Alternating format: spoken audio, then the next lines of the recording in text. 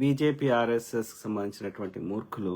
So వాళ్ళంత దేశద్రోహులు నాడు లేరు నేడు లేరు. ఓకే, సో అట్లాంటి మూర్ఖులు మేము దేశభక్తులం అని చెప్తూ దేశ స్వతంత్రం కోసం పోరాడినటువంటి మహనీయుల మీద బురద జల్లుతూ, చూడండి, ఈ రోజైనా ఆ రోజైనా అంటే 1947 కంటే ముందు బ్రిటిషర్స్తో పోరాడిన వారు ఎవరు, ఈరోజు బ్రిటిష్ వారు వదిలేసినటువంటి వారి వారసత్వంగా ఉన్న బ్రిటిష్ జనతా పార్టీతో పోరాడుతున్న వాళ్ళు ఎవరు? ఆనాడు కాంగ్రెస్. ఓకే, సో ఈనాడు కాంగ్రెస్, ఆనాడు కమ్యూనిస్టులు, ఈనాడు కమ్యూనిస్టులు, లెఫ్ట్ ఐడియాలజీ ఉన్నవారు. వీరికి కమ్యూనిజం అనే భావజాలం అర్థం కాని మూర్ఖులు కమ్యూనిజం గురించి విమర్శిస్తున్నారు అంటే ఎంత భావదారిద్ర్యంగా ఉన్నారో అర్థం చేసుకోండి. అదవుతావు ఎస్ఎస్ అవుతే మగధా న్యూస్ అని పెట్టుకుంది అవుతావు బక్కది అవుతావు ఆంధ్రప్రదేశ్ చెందింది. ఈ ఆంధ్రప్రదేశ్ చెందిన తెలంగాణలో ఏం పనో నాకు అర్థమై సావది. ఓకే, అర్థమైందా? ఎందుకు అందరినీ కాల్చుకదింటారు? ఎందుకు పొండమ్మా ప్రియా చౌదరి గారు మగధ ఎస్ఎస్ ఈమె ఆ న్యూస్ యొక్క సినిమాకి సంబంధించిన వాళ్ళు మీ టీవీ డబ్బాలలో ఊరుకోండి ఆంధ్రప్రదేశ్ పోయి ఎందుకు తెలంగాణ ప్రజల్ని ఇబ్బంది పెడుతున్నారు, దేశ ప్రజల్ని ఇబ్బంది పెడుతున్నారు? చరిత్రను చెప్పండి రా. ఏది అది అవుతుంది, ఇంకా అది మౌనిక వంకర అనేది ఒకటి చెప్పండి. ఎక్కడ బీజేపీకి సంబంధించిన మాతృ సంస్థలు కానీ బీజేపీ 4 సార్లు ఎందుకు పేరు మార్చాల్సి వచ్చింది? కాంగ్రెస్ ఆనాడు అదే ఇండియన్ నేషనల్ కాంగ్రెస్ అని ఉంది, ఈనాడు అదే పేరుంది. మిగతా ఏ పార్టీలైనా దాదాపుగా అది స్థాపించినప్పుడు ఏ పేర్లు ఉన్నాయి అవే ఉన్నాయి. బీజేపీకి 4 సార్లు ఎందుకు పేరు మార్చాల్సి వచ్చింది చెప్తారా ఈ మూర్ఖులు? ఎప్పుడు చేసినా దరిద్రం చేయడము, నాశనం చేయడము, ఆ చెడ్డ పేరు నుంచి బయటకు రావడానికి కొత్త సంస్థ పెట్టడం. అవునా కాదా? బీజేపీకి చెందిన మాతృ సంస్థలైనటువంటి ఆర్ఎస్ఎస్ కానీ, ఓకే, అటనే ఆ యొక్క ఇది హిందూ మహాసభ కానీ ఏనాడు లేకపోతే భారతీయ జనసంఘ్ కానీ ఏనాడు బ్రిటిష్ వారితో పోరాడిన ఒక ఫోటో కానీ ఒక వీడియో కానీ తీసుకురండి దయచేసి. గోల్వాల్కర్ తెస్తారా, హెడ్గేవాకర్ తెస్తారా, ఇంకో తొక్కల కారు తెస్తారా? తీసుకురండి రా. ఒక్కసారి పోరాడింది ఎవరైతే దేశం కోసం స్వతంత్ర ఉద్యమం కోసం పోరాడినటువంటి భారతీయ ప్రజలందరి బానిస బతుకుల్లో అలవాటైన వారికి స్వతంత్రం యొక్క గొప్పతనం ఏంది అని బ్రిటిష్ వారి సంఖ్యలలో బాధపడుతూ నలుగుతున్నటువంటి భారతీయులని దక్షిణాఫ్రికాలో ఆ సంఖ్యల నుంచి విడిపించినటువంటి మహనీయుడు అదే స్ఫూర్తితో భారతదేశంకి వచ్చి అదే యొక్క ప్రజలందరినీ ఏకతాటిపైకి తెచ్చి బ్రిటిష్ వారితో పోరాటం చేసే స్థాయికి తీసుకొచ్చి ఆయన ఇచ్చిన స్ఫూర్తితోటే ఆ యొక్క స్వతంత్ర ఉద్యమంలో పాల్గొన్న భగత్ సింగ్ గారు, స్వతంత్ర ఉద్యమంలో పాల్గొన్నటువంటి సుభాష్ చంద్రబోస్ గారు ఎంతో మందికి నేటికి స్ఫూర్తిగా నిలిచినటువంటి మహనీయుడు. ప్రపంచమంతా ఆయన ఆరాధిస్తున్నారు, ప్రపంచమంతా ఆయన యొక్క విగ్రహాలు పెట్టి ఆయన స్ఫూర్తిని పొందుతున్నారు. నల్ల జాతీయుల యొక్క వాళ్ళకి కావాల్సినటువంటి ఈక్వాలిటీ కోసం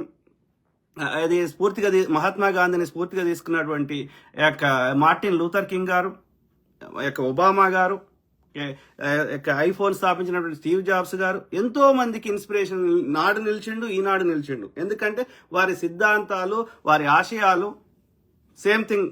బుద్ధ భగవానుడు, ఓకే, వాళ్ళు చెప్పింది ఏనాడు మాయలు చెప్పలేదు, మంత్రాలు చెప్పలేదు, నువ్వేం కష్టపడకుండా ఆకాశం నుంచి ఒకటి వస్తుందని చెప్పలేదు, స్వర్గం చెప్పలేదు, నరకం చెప్పలేదు. ఒక సిస్టమేటిక్ లైఫ్ బతకండ్రా, అహింసతో బతకండ్రా, విలువలతో బతకండ్రా అని చెప్పారు మహనీయులు.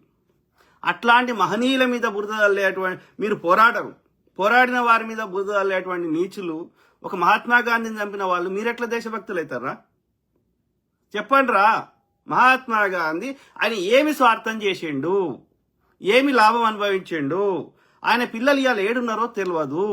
ఆయన తన పిల్లలకు కానీ తనకు కానీ ఒక పదవి అడిగిండా? ఎన్నేళ్ళు జైలు జీవితం గడిపిండు?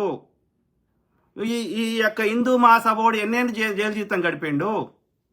బ్రిటిష్ వారి కింద ఆర్మీ కింద పనిచేసిన వాళ్ళు ఎవరు? బ్రిటిష్ వారికి ఉడిగం చేసిన వాళ్ళు ఎవరు? వీళ్ళకి బ్రిటిష్ వాళ్ళ శత్రువులు కాదు, ముస్లింలు శత్రువులు. ఎందుకు శత్రువులు ముస్లింలు రాకముందు, భారతదేశంకి రాకముందు ఈ బ్రాహ్మణి ఆధిపత్యము బ్రహ్మాండంగా కొనసాగింది భారతదేశంలో. పరిపాలించేవాడేమో క్షత్రియుడు, వాడిని ముందర నిలబెట్టి రాజ్యంలో ఉన్నటువంటి సంపద అంతా వీని గుళ్ళ దాచిపెట్టుకున్నాడు ఈ బ్రాహ్మణుడు.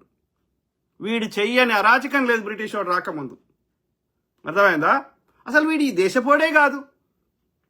బుద్ధ దేశాన్ని, హిందూ దేశాన్ని ఆర్యుల చెత్త బుల్డోజ్ చేసి నీ మీద ఎత్తుకొని 13వ శతాబ్దం దాకా బుద్ధిజం వర్ధిల్లమైనటువంటి భారతదేశంలో ఇలా బుద్ధుడు ఎస్టాబ్లిష్ చేసిన దాన్ని నాది అని చెప్పుకుంటే నీది అయిపోతుందా?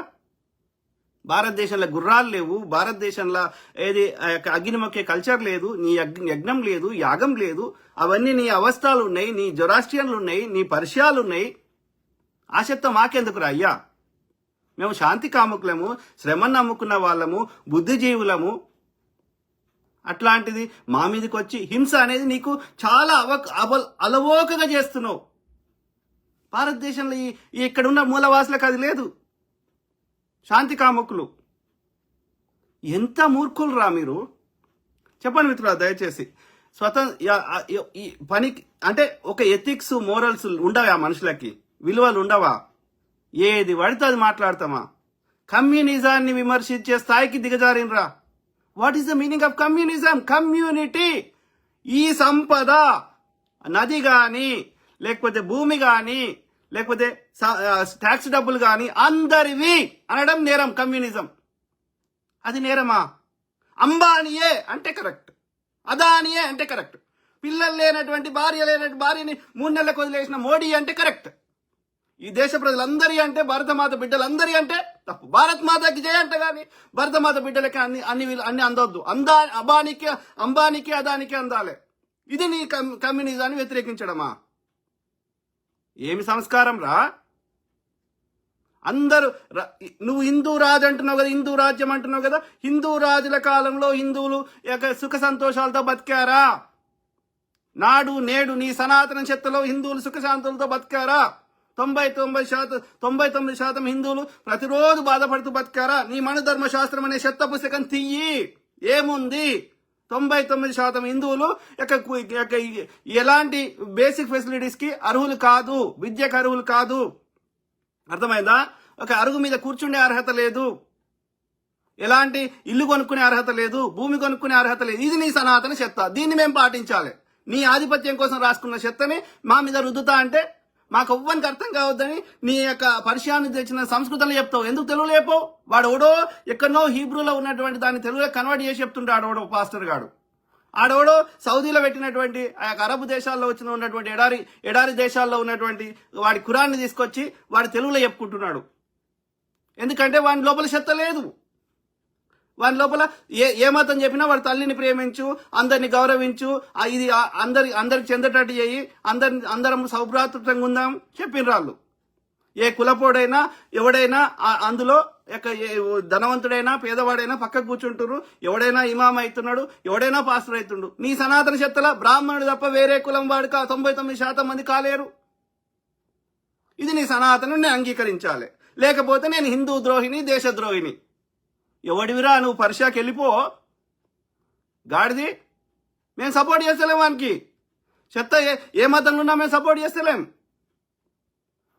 కానీ ఎక్కువ చెత్త మా మీద రుద్దుతున్నాడు వాడు, మమ్మల్ని ప్రతిరోజు ఇబ్బంది పెడుతున్నాడు వాడు.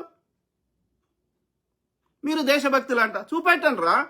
గాంధీ గారిని చూపెడతాం, నెహ్రూ గారిని చూపెడతాం, భగత్ సింగ్ గారిని చూపెడతాం, సుభాష్ చంద్రబోస్ గారిని చూపెడతాం, ఇంకా అనేక మంది మహనీయులను చూపెడతాం, బాలగంగాధర్ తిలక్ గారిని చూపెడతాం. వీళ్ళంతా ఎవర్రా? నువ్వు చెప్తున్న వందే మాతరం అనే కాన్సెప్ట్ ని ప్రవేశపెట్టిన వాళ్ళెవరు? అఖిల భారత కాంగ్రెస్ లో అతివాదులు మితవాదులు ఉండేనా లేదా? అతివాదులు తీసుకొచ్చింది కాదా ఇది? బీజేపీ వాడు ఏం చేశాడు? అఖండ భారత్ అని సంకల్ప గుద్దుకొని ఆ యొక్క థాయిలాండ్ ని ఏదేదో దేశాలను కలిపి అఖండ భారత్ అంటున్నావు కదా. మరి తీసుకురారా, ఎవడాపినరా? ఇన్ని దేశాలు తిరిగిండు మోడీ, తీసుకురా. దేశాన్ని 2 ముక్కలు చేయమన్నది 2 నేషన్ థియరీ కింద దేశాన్ని ముక్కలు చేసి ముస్లింలకు ఒక దేశం, హిందువులకు ఒక దేశం అని చెప్పినోడు వాడు. మీరు కాదా? హిందూ మాసవాడు కాదా? ఆర్ఎస్ఎస్ వాడు కాదా? చెప్పండి రా. ఒక ఎథిక్స్ ఉండవు, ఒక మోరల్స్ ఉండవు, ఒక నిజం మాట్లాడుండదు. ఎంతసేపు కాంగ్రెస్ మీద, రాహుల్ గాంధీ మీద బురద వెళ్తే 12 ఏళ్ల నుంచి నువ్వు అధికారంలో ఉండి వాని మీద బురద వెళ్తే ఏమొస్తుందిరా? 12 ఏళ్ళు సరిపోదా? దేశాన్ని సంఖ నాకు ఇచ్చినావు కదా, కాంగ్రెస్ పెట్టినవన్నీ అమ్మి బార తప్పినావు కదా. పేరు మారిస్తే బో పెడుతుందా? మీ ఆధిపత్యం ఏ రోజైతే భారతదేశంలో ముస్లింస్ వచ్చారో 11వ శతాబ్దం నుంచి, అప్పటి నుంచి మీకు మీ యొక్క ఆధిపత్యం తగ్గింది. అది మీకు నచ్చట్లేదు, అందుకని కాల్సుక తింటున్నారు. ఎంత మూర్ఖులరా! ఒక్క కొంచెమన్నా ఉంటుంది మనిషి అన్నాక. ఎక్కడో చోట వాని ఎంత దొంగ అయినా ఎంత క్రిమినల్ అయినా వాని తల్లిని ప్రేమిస్తాడు అంటారు. సో అట్లా కూడా లేదారా మీకు?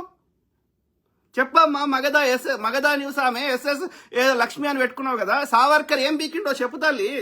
గాంధీ గారు ఏం చేసిండ్రో చెప్తాము, నెహ్రూ గారు ఏం చేసిండ్రో చెప్తాము. నెహ్రూ గారు ఆయన ఇది బారిస్టర్ అయినా కానీ ఆయన లా ప్రాక్టీస్ చేయలే. ఆయన జీవితాంతం స్వతంత్ర ఉద్యమంలో పాల్గొన్నాడు. 1929లోనే లాహోరులో రావి నది ఒడ్డున ఆయన జాతీయ జెండాను ఎగిరేసిండు. ప్రతి ఒక్కరు, దేశంలో ఉన్నటువంటి ప్రతి ఒక్కరు వాళ్ళ ఇంటి మీద జెండా ఎగిరేయాలని చెప్పిండు. స్వతంత్రాన్ని ప్రకటించుకున్నాడు. గాంధీ గారు ఒక్కొక్క స్థాయిలో ఐర్లాండ్కి ఇచ్చినట్టు, కెనడాకి ఇచ్చినట్టు ఏది మేము కీ పొజిషన్స్ మేమే పెట్టుకుంటాము ఇది, కానీ మీరు పరిపాలించుకోండి అని స్వయం పరిపాలన అని చెప్పి, హోమ్ రూల్ అని చెప్పి ఇస్తా అన్నాడు. ఇస్తా అంటే నెహ్రూ గారు మీ ఊసు ఉండొద్దు, జాడ ఉండొద్దు అని చెప్పి పూర్ణ స్వరాజ్యం కావాలి, పూర్ణ స్వతంత్రం కావాలని పోరాటం చేసిండు. అర్థమైందా? బురద వెళ్ళడం ఈజీ. ఇవాళ మనతో పాటు స్వతంత్రం వచ్చిన బంగ్లాదేశ్ ఏడుంది, మనతో పాటు స్వతంత్రం వచ్చిన పాకిస్తాన్ ఏడుంది, మన పక్క రాజ్యాలు శ్రీలంక ఏడుంది, నేపాల్ ఏడుంది, ఇంకా అనేక కామన్వెల్త్ దేశాలు ఏడున్నాయి. ఇలా భారతదేశం అగ్రదేశాలతో పోటీ పడే స్థాయికి ఎవరు తెచ్చిర్రమ్మా? మనకున్న లిమిటెడ్ రిసోర్సెస్కి, మనకున్న జనాభాకి మసూచి లేకుండా చేసింది ఎవరు? పోలియో లేకుండా చేసింది ఎవరు? అంటురోగాలు లేకుండా చేసింది ఎవరు? ప్లేగు వ్యాధి లేకుండా చేసింది ఎవరు? అర్థమైందా? రోదేశీలోకి మొదటి వ్యక్తిని పంపించింది ఎవరు? భారతదేశాన్ని కంప్యూటరీకరణ చేసింది ఎవరు? భారతదేశానికి టెక్నాలజీ తెచ్చింది ఎవరు? మోడీయా? అన్పడ్ గవారా? ఇన్ని దేశాలు తిరిగిండు. వాని అంబానీ కోసం, అదాని కోసం, కాంట్రాక్ట్ల కోసం పోయిండు. కానీ భారతదేశం తెచ్చిన ఒక్క డీల్ చెప్పండి మోడీ చేసింది? ఒక్కటి చెప్పండి దయచేసి. పోతాడు, అగ్గులు ఇస్తాడు. అగ్గుల కోసం కాదు కదా, యు మేక్ ఏ డీల్ కదా. ఎవరి ట్యాక్స్ డబ్బులతో పోతున్నావు? ఎవరు కడుతున్నారు పెట్రోల్ ట్యాక్స్? ఏవి వాటికి లెక్కేది? మూర్ఖముండ మతం ఎందుకు వస్తుందిరా ప్రతిసారి? భారతదేశంలో ఉన్న ప్రతి ముస్లింకి, ప్రతి క్రిస్టియన్కి, ప్రతి పార్సీకి, లేకపోతే సిక్కుకి అందరికీ వాడు ప్రధాని కదా. అందరు ట్యాక్సులు కడుతారు కదా, అందరు భారత రాజ్యాంగాన్ని పాటిస్తారు కదా. అన్నదమ్ముల కొట్లాట బ్రిటిష్ వాడు స్టార్ట్ చేసినది. వాడు ఎందుకు స్టార్ట్ చేసిండు? హిందూ ముస్లిం కూడా ఎందుకు స్టార్ట్ చేసిండు? 1905లో బెంగాల్ విభజించిండాడు లార్డ్ కర్జన్ అనేటోడు. ఎందుకు విభజించిండు? వీళ్ళిద్దరు కలిసి నాతో పోరాటం చేస్తే నేను ఈ దేశంలో ఉండలేను, దోచుకోలేనని చెప్పి వాడు హిందూ ముస్లిం గొడవ పెట్టిండు. దాన్ని క్యారీ చేస్తుంది ఎవడ్రా? వానికి బ్రిటిష్ వానికి ఊడిగం చేసినా, బ్రిటిష్ వానికి సంఖ నాకినా, వానికి అన్ని ఊడిగం సేవ చేసినా, I'm your obedient and servant అని చెప్పి పిటిషన్, మెర్సీ పిటిషన్ పెట్టినా ఎవడ్రా వాడు? కాదని సావర్కర్ కాదా? వాడు బీఫ్ తినేవాడు కాదా? వాడు నాస్తికుడు కాదా? వాడు రాసిన పుస్తకంలోనే ఉంది కదా, మేము సొంతంగా చెప్తలేం కదా. వాడు దేశద్రోహి, వాడు దేశభక్తుడు ఎట్లా అవుతారా? వాడు లండన్ పోయి, లండన్లో వాడు ఎప్పుడు కత్తి పట్టాడు. వాడు వేరే వాళ్ళతో పట్టిస్తాడు. మహాత్మా గాంధీ చంపే కంటే ముందు ఆడు గాడ్సే అనేటోడు, ఇంకోడు బడిగే అనేటోడు 100 పోయి కలిసేసి వచ్చి ఎవడు ఢిల్లీలో ఎవడు కర్ణాటక ప్లేస్ లో ఎవడు గన్నిస్తాడు అవన్నీ చెప్పింది ఎవడు? సావర్కర్ కాదా? ఆ 9 మందిని విచారణ చేస్తే అందులో వానికి సహకరించింది, వానితో పోయి కూర్చున్నది ఎవడు? వీడు కాదా? కాకపోతే లాస్ట్ లో వీని మీద డైరెక్ట్ గా మనకి ఎవిడెన్స్ లేదని వాని పేరును తొలగించారు చివరిలో. He was not accused. వాడు లండన్ పోయి అక్కడ వేరే డింగ్రే అనేటోతో వానితోటి అక్కడున్న లండన్ ఇండియా హౌస్ లో ఆ ఆఫీసర్ని, అక్కడ ఉన్నటువంటి బ్రిటిష్ ఆఫీసర్ని చంపించిండు. మరి ఊరుకుంటారా? వాళ్ళ దేశం పోయి, వాళ్ళ ఇండియా హౌస్ పోయి వాళ్ళ బ్రిటిష్ ఆఫీసర్ని చంపితే ఊరుకుంటారా? దాని వెనకాల వాడినైతే వాడు ఎవడైతే డింగ్రే అనేటోడు ఉన్నాడో వాడు చంపితే వాడి నాన్నే దొరకబట్టినరు. వాళ్ళ కుటుంబ సభ్యులను అడిగారు. వాళ్ళ డింగ్రే వాని కుటుంబ సభ్యులు ఏంది అంటే బ్రిటిష్ ఆర్మీలో పెద్ద పొజిషన్లు ఉన్నారు, ICS లో, ఇండియన్ సివిల్ సర్వీసెస్, దానిలో వాళ్ళు బ్రాహ్మిన్సే. సో వాళ్ళు ఏమని చెప్పారు? వానికి మాకు సంబంధం లేదు, వాడిని మీరు ఏమన్నా చేసుకొని మా కుటుంబాలు చెడగొట్టిండని చెప్పారు ఆ డింగ్రే అనేటోని. ఆ డింగ్రే అనేటోటి చంపించిండు. అయితే వానికి ఆయుధం సప్లై చేసింది, వానికి ఈ ప్లాన్ ఇచ్చింది వీడే అని వాళ్ళ ఇన్వెస్టిగేషన్ లో తేలితే వీడిని అరెస్ట్ చేసి ఆన్నే వీడిని జీవిత ఖైదేసిర్రు. వేసి తీసుకొస్తుంటే ఆడు ఫ్రాన్స్ లో సముద్రంలో దుంకిండు పారిపోదామని. దుంకితే మళ్ళీ పట్టుకొచ్చి అండమాన్ జైలు వేసిర్రు. ఎవరైతే నేరం చేసిర్రో, బ్రిటిష్ ఆఫీసర్ని ఎవరైతే వాళ్ళని చంపినరో, ఫిజికల్ అటాక్ చేసిర్రో వాళ్ళందరినీ వాడు జైలు వేసిండు, చంపిండు. అది భగత్ సింగ్ కావచ్చు, ఇంకోరు కావచ్చు. ఓకే, ఎవరైతే పొలిటికల్ గా ఒక శాంతియుతంగా నిరసన తెలిపినరో, ఒక స్వతంత్రం కావాలని శాంతియుతంగా తెలిపినరో, ఎవరైతే వాళ్ళని అటాక్ చేయలేదో వాళ్ళని మామూలు జైలు వేసిర్రు. ఓకే, అండమాన్ జైలు వేయలే. That is the difference. ఆనాడైనా ఈనాడైనా ఉంది అది. పొలిటికల్ ప్రిజనర్స్ ని కఠిన శిక్షించారు, ఎందుకంటే వాళ్ళు ఎవరిని చంపలేదు. వాళ్ళు తమ యొక్క వాదన వినిపించారు. నెల్సన్ మండేలాని కఠిన కారాగార శిక్ష చేయలేదు, because is a political prisoner. Aung San సూచీని అట్లా హింసించలేదు, హింసిస్తలేరు, ఎందుకంటే she is a political prisoner. Okay, కానీ ఎవరైతే క్రైమ్ చేస్తారో, ఫిజికల్ అటాక్ చేస్తారో వాళ్ళని డిఫరెంట్ గా శిక్షిస్తారు. గాంధీ అట్లా చేయలేదు, నెహ్రూ అట్లా చేయలేదు. వాళ్ళ యొక్క స్వతంత్ర ఆకాంక్షని తెలిపారు, వాళ్ళ యొక్క చట్టాలని వ్యతిరేకించారు, పాటించలేదు. అర్థమైందా? సహాయ నిరాకరణ ఉద్యమం చేశారు, లేకపోతే బ్రిటిష్ వస్తువులను బహిష్కరించారు, వాళ్ళు నిరసన తెలిపారు, కానీ ఎవరిని చంపలేదు. కాబట్టి వాళ్ళకి సేమ్ శిక్షలు వేయరు. అర్థమైందా? అల్లూరి సీతారామరాజు ఆయన ఏది ఆయుధాలు పట్టుకొని వాళ్ళని చంపిండు బ్రిటిష్ ఆఫీసర్ని, కాబట్టి వాళ్ళు చంపిర్రు. సో దిస్ ఈజ్ ఎందుకంటే అప్పుడున్న బ్రిటిష్ చట్టాల ప్రకారం వాళ్ళ ఆఫీసర్ని చంపడం నేరం, కాబట్టి వాళ్ళు శిక్షించారు. ఇప్పుడు అర్థమైందా? ఇప్పుడు నువ్వేం చేస్తున్నావు? ప్రొఫెసర్ సాయిబాబాను తీసుకుపోయి 10 ఏళ్ళు జైల్లో పెట్టినావు. ఎందుకు పెట్టినావు? ఆయన నక్సలిజం భావజాలం ఉంది, ఇలా రావణ్ణి పెట్టినావు. ఎందుకు పెట్టినావు?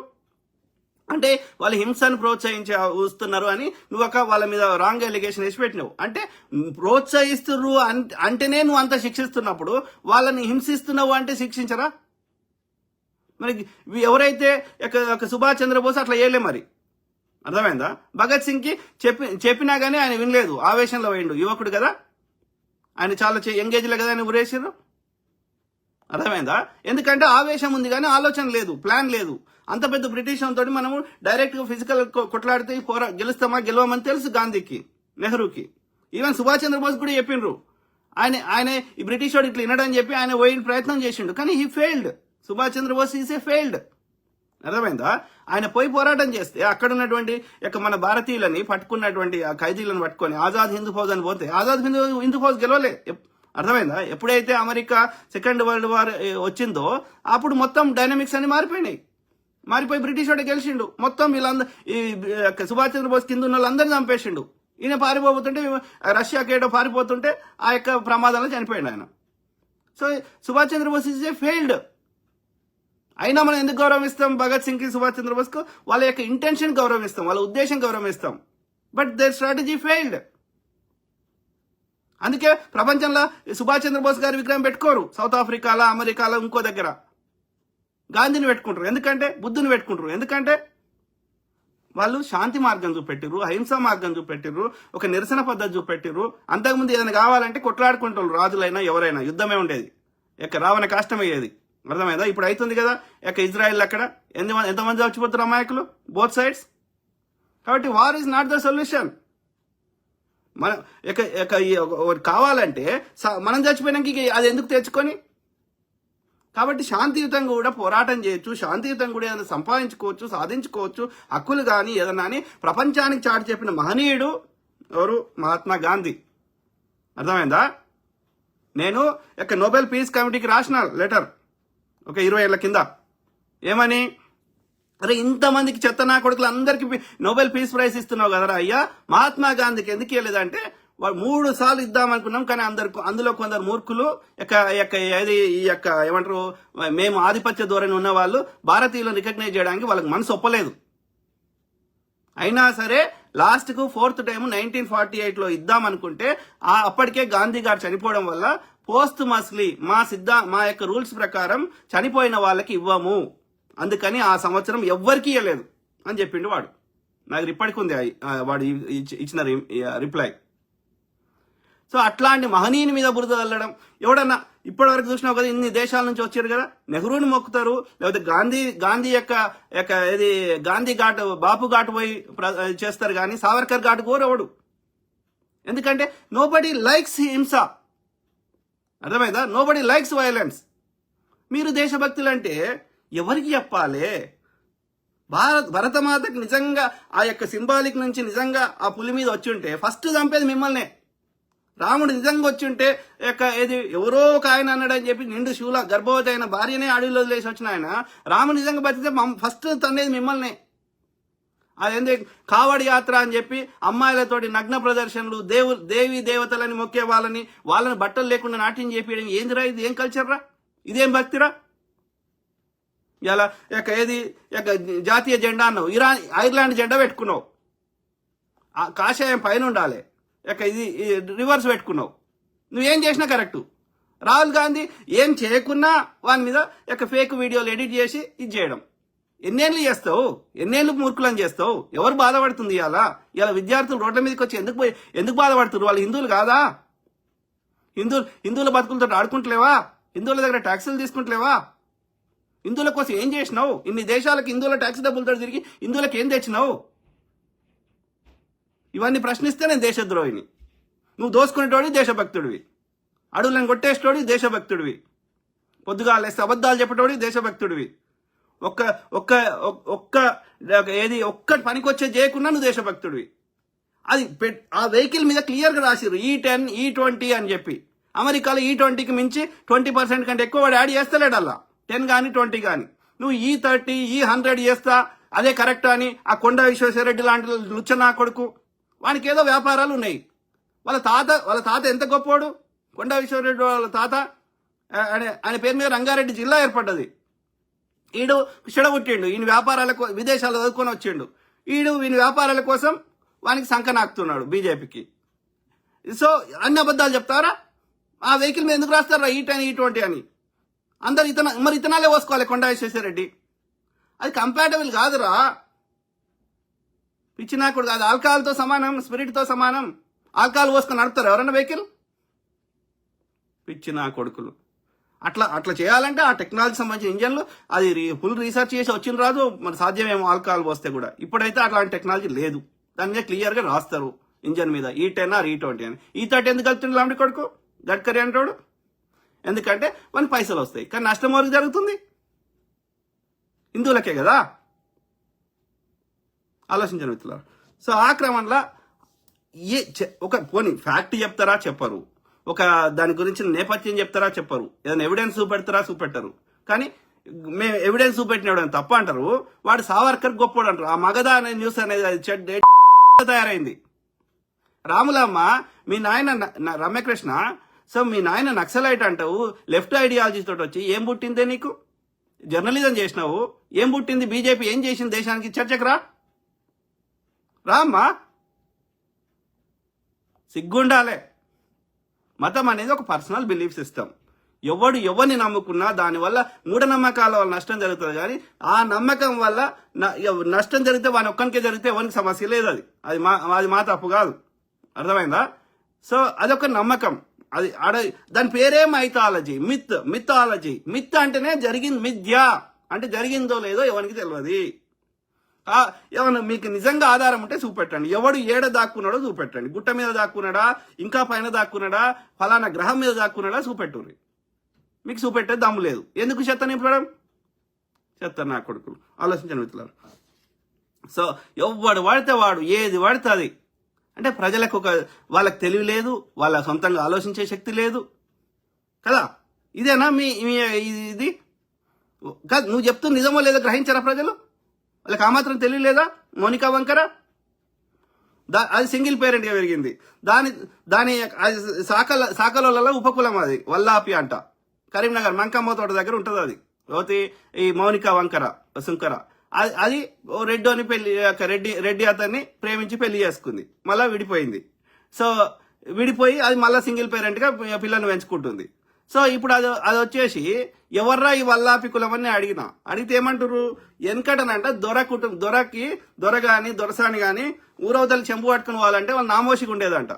అందుకని ఈ వల్లాపి కుల వాళ్ళు అట్లా దొర పట్టుకొని పోతారంట. అర్థమైందా? గా కులం అంటాం అది వల్లాపి. నాకు ఆ కులం ఉందని కూడా తెలియదు. అది కాకుండా దొరకు ఎప్పుడు కోరిక వచ్చినా కోరిక తీర్చాలంట. ఆమె వచ్చేసి ఇవాళ మనకు నీతులు చెప్తా అంటే 8 ఏళ్ళు అమెరికాలు ఉన్నది. తర్వాత పాయింట్లు షర్ట్లు వేసి అన్ని చేసి ఇప్పుడు వచ్చి నేను వీర తిలకం దిద్దినా. ఏం బీకినావమ్మా? కత్తి పట్టుకొని ఏంది ఎవరికి తిండి పెడుతుంది నీకు? నువ్వు నీ సనాతన చెత్తల ఏమున్నది అలా? పొద్దుగా లేస్తే ఒక గవర్నమెంట్ ప్రభుత్వంలో అందరి దగ్గర ట్యాక్సులు తీసుకుంటున్నావు. ఆ ట్యాక్సులకు లెక్క చెప్పు, ఏం చేసినావు? పోనీ నువ్వు హిందువులకే టేకేదారి కాబట్టి హిందువుల కోసమే ఏం చేసినావు చెప్పొచ్చు కదా. చెప్పరు వీళ్ళు. కానీ రాహుల్ గాంధీని విమర్శిస్తారు. రాహుల్ గాంధీ అధికారంలో ఉన్నాడు రావడన్నా? వాడి అధికారంలో ఉన్నప్పుడు వాడిని విమర్శిస్తేనే కదా, వాడి స్కాములు చేసిన అంటేనే కదా, వాడు ఇంకా నువ్వు అంతకంటే మంచిగా చేస్తా అంటేనే కదా, వాడు దోసుకున్న దాన్ని తెచ్చి 15 లక్షల అకౌంట్లు వేస్తా అంటేనే కదా నీకు అవకాశం ఇచ్చింది ప్రజలు. మరి ఇచ్చినప్పుడు నువ్వు చేసినవి చూపెట్టాలి కానీ ఇంకా వాడిని విమర్శిస్తే ఏమొస్తుంది? నువ్వు ప్రతిపక్షం నుండి వాడిని విమర్శించి నువ్వు అధికారం నుండి చేయాల్సిన పొజిషన్ నుండి మళ్ళీ వాడిని విమర్శిస్తే what is the use of you being in the power? Don't you have common sense? బుద్ధి, సిగ్గు, జ్ఞానం ఎక్కడ? మనిషి అని ఉన్నావు కదా, ఓ చచ్చిపోతావు కదా. చచ్చిపోయినప్పుడు డెత్ బెడ్ మీద ఉండి ఏం ఆలోచిస్తావు? నేను వంకరగా చెప్పినా, ఎంతమంది నాశనం చేసినా, ఎంతమంది చంపించినా, ఎంత విద్రోహం చేసినా, ఎంతమంది అన్నదమ్ముల మధ్య కొట్లాడబెట్టినా గిదా ఆలోచించుకుంటావు. సిగ్గులేని ముండ తయారైనరు. అదవుతా ప్రియా చౌదరి అంటే నీకేం పని తెలంగాణలో? ఓ ఆంధ్రప్రదేశ్ లో కూటమి ప్రభుత్వాన్ని ప్రశ్నించి కమ్మదీడు వచ్చి ఏమో సంకన వాళ్ళకి ఏం పని లేదు పాటలేదు. వాళ్ళు నాశనం అవుతారు. ఈ మంచిగున్నోడు నాశనం కావాలి. ఇదే ఎక్కడ సంపద ఉంటే అది దోసుకోవాలి. ఈ నైజాం ఈ తుర్కోలేదని వీడికి రాలే ఆంధ్రోళ్ళు. మళ్ళీ ఎందుకు వస్తుర్రా? మీకేం పనిరా? దోసుకోవాలి కదా. ఇక్కడ మా నిజాం గారు ఇక మంచిగా అన్ని చేసి పెడితే అవి దోసుకోవాలి. 2000 చెరువులు ఉంటే సంక నాకిచ్చిరా, 2000 పార్కులు ఉంటే సంక నాకిచ్చారు తెలంగాణని. కొట్లాడి తెచ్చుకుంటే ఇప్పటికే వదులుతలేరు గబ్బు నా కొడుకులు. పెట్టుకోపోండి సినిమా ఇండస్ట్రీని విశాఖపట్నంలో. మీ సినిమాలు చూసి ప్రజలకు విసిగి వేసారిపోయారు. మీ మీ యొక్క గోదావరి జిల్లాల స్లాంగ్ కానీ, మీ రాయలసీమ స్లాంగ్ కానీ. రాయలసీమ కొంచెం బెటర్. ఇప్పుడు తెలంగాణ యాస మీద పడ్డారు. మీకు వ్యాపారం చేయాలి, సంపాదించాలి అంతే. మీకు విలువలు లేవు, మీరు మనుషులు కాదు. ఆడవాడు గుండు సంజయ్ గాడు ఏం మాట్లాడుతాడో వానికే తెలియదు. వాడు అంటే 1% కూడా ఒక చదువుకున్నవాడు కాదు, ఓ జర్దా వేసుకుంటాడు, ఒక్క సబ్జెక్ట్ నాలెడ్జ్ ఉండదు. అందరు ఐటం కాలే, మీరు ఎవ్వరన్నా చూడండి. వాడు గుండు అరవింద్ గాడు, వాని అయ్యా కాంగ్రెస్ కి పిసిసి ప్రెసిడెంట్. ఎన్నేళ్ళు ఉంటే ఇంచుమించు సచ్చదాకుండే. అర్థమైందా? ఆ చచ్చిపోయేటప్పుడు కూడా ఆయన కాంగ్రెస్ జాయిన్ అయితే వీడు మళ్ళీ ఇబ్బంది పెట్టిండు లంబడి కొడుకు. వాడు ఇవాళ వచ్చేసి వాళ్ళ అయ్యతోటి కాంగ్రెస్కి ప్రచారం చేసిండు లంబడి కొడుకు. ఇవాళ నేను బీజేపీ, నేను సంకల్ గుద్దుకుంటే ఏం తెచ్చినవరా? బీజేపీ నుంచి నిజామాబాద్కి ఏం తెచ్చినావు, తెలంగాణకి ఏం తెచ్చినావు? ఈ బాడుకోవాలందరూ ఈటల రాజేందర్ గారు, వాడు లెఫ్ట్ ఐడియాలజీ, వాడు కోళ్ళ ఫారం ఇవన్నీ కబ్జాలు పెట్టి అవి కాపాడుకోవడం కోసం బీజేపీకి పోయిండు లంబడి కొడుకు. వాడేమో ముదిరాజు, వాని పిల్లమేమో రెడ్డి. సో వీడు రెడ్డి పెట్టుకుంటాడు. అది మౌనిక వంకర్, అది మొగన్ వదిలేసింది రెడ్డిని ప్రేమించి. ఇప్పుడు ఆ మొగన్ పేరు పెట్టుకుంటుంది రెడ్డి అని. ఏమి సంస్కారం రా?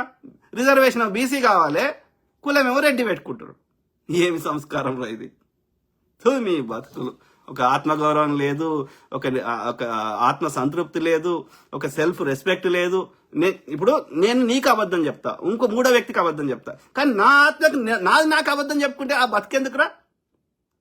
ఆ బతుకుండి చచ్చినట్టు జీవోత్సవాలు.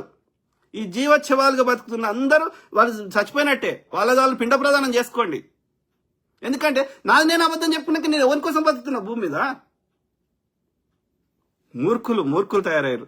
వాడు రాజాసింగ్, ఈ అమ్మ ఎందుకో పోరా నీ రాజస్థాన్, ఈడుంటారు రాజస్థాన్ పాట పాడతారు లంబడి కొడుకు. నిజాం వీళ్ళని అలో చేసిండు. నిజాం అలా చేయకపోతే ఈడ ఉండకపోతే ఒక్క మార్వాడోడు. ఈడ ఉంటారు, ఈడ గాలి పీలుస్తారు, ఈడ తింటారు, మళ్ళీ రాజస్థాన్ పాట పాడతారు పాడుకోవాలి. పోరా రాజస్థాన్. కత్తి పట్టుకొని బెదిరిస్తే ఎవరినిరా బెదిరించేది? భూమి మీద పుట్టింది కత్తులు కాదురా పట్టుకోవాల్సింది, కళలు, పుస్తకాలు, నాలెడ్జ్. అర్థమైందా? జ్ఞానం. కత్తితోటి భూమ పెట్టది కత్తి. సిగ్గులేని నా కొడుకులు, ఆలోచించండి మిత్రులారా. సో జాతీయ జెండాని వాళ్ళు సృష్టించిందిగా ఏది 92 వరకు, లేకపోతే 2001 or 2 వరకు. ఏది ఆర్ఎస్ఎస్ జాతీయ జెండాని ఎగిరేయలేదు, భారత రాజ్యాంగాన్ని అంగీకరించలేదు. అర్థమైందా?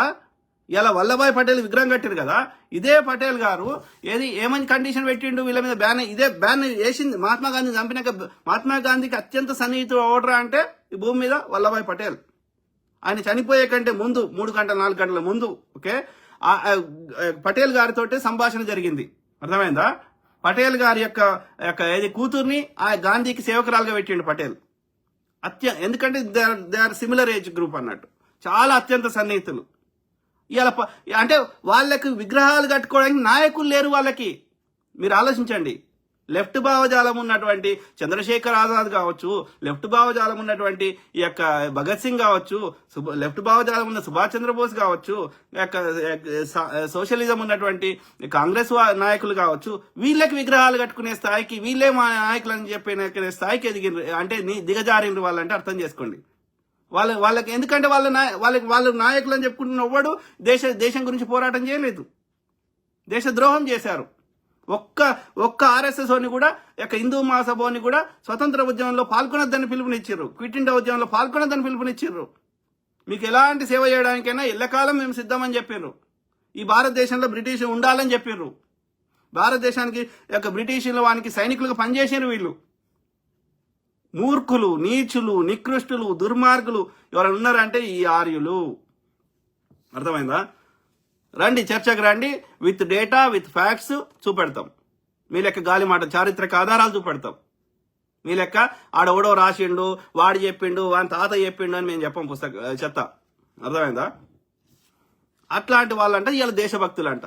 వందే మాతరం అని వాడు చెప్పలే, భరతమాత అని వాడు చెప్పలే. ఎంత బాధపడ్డాడో గాంధీ గారు.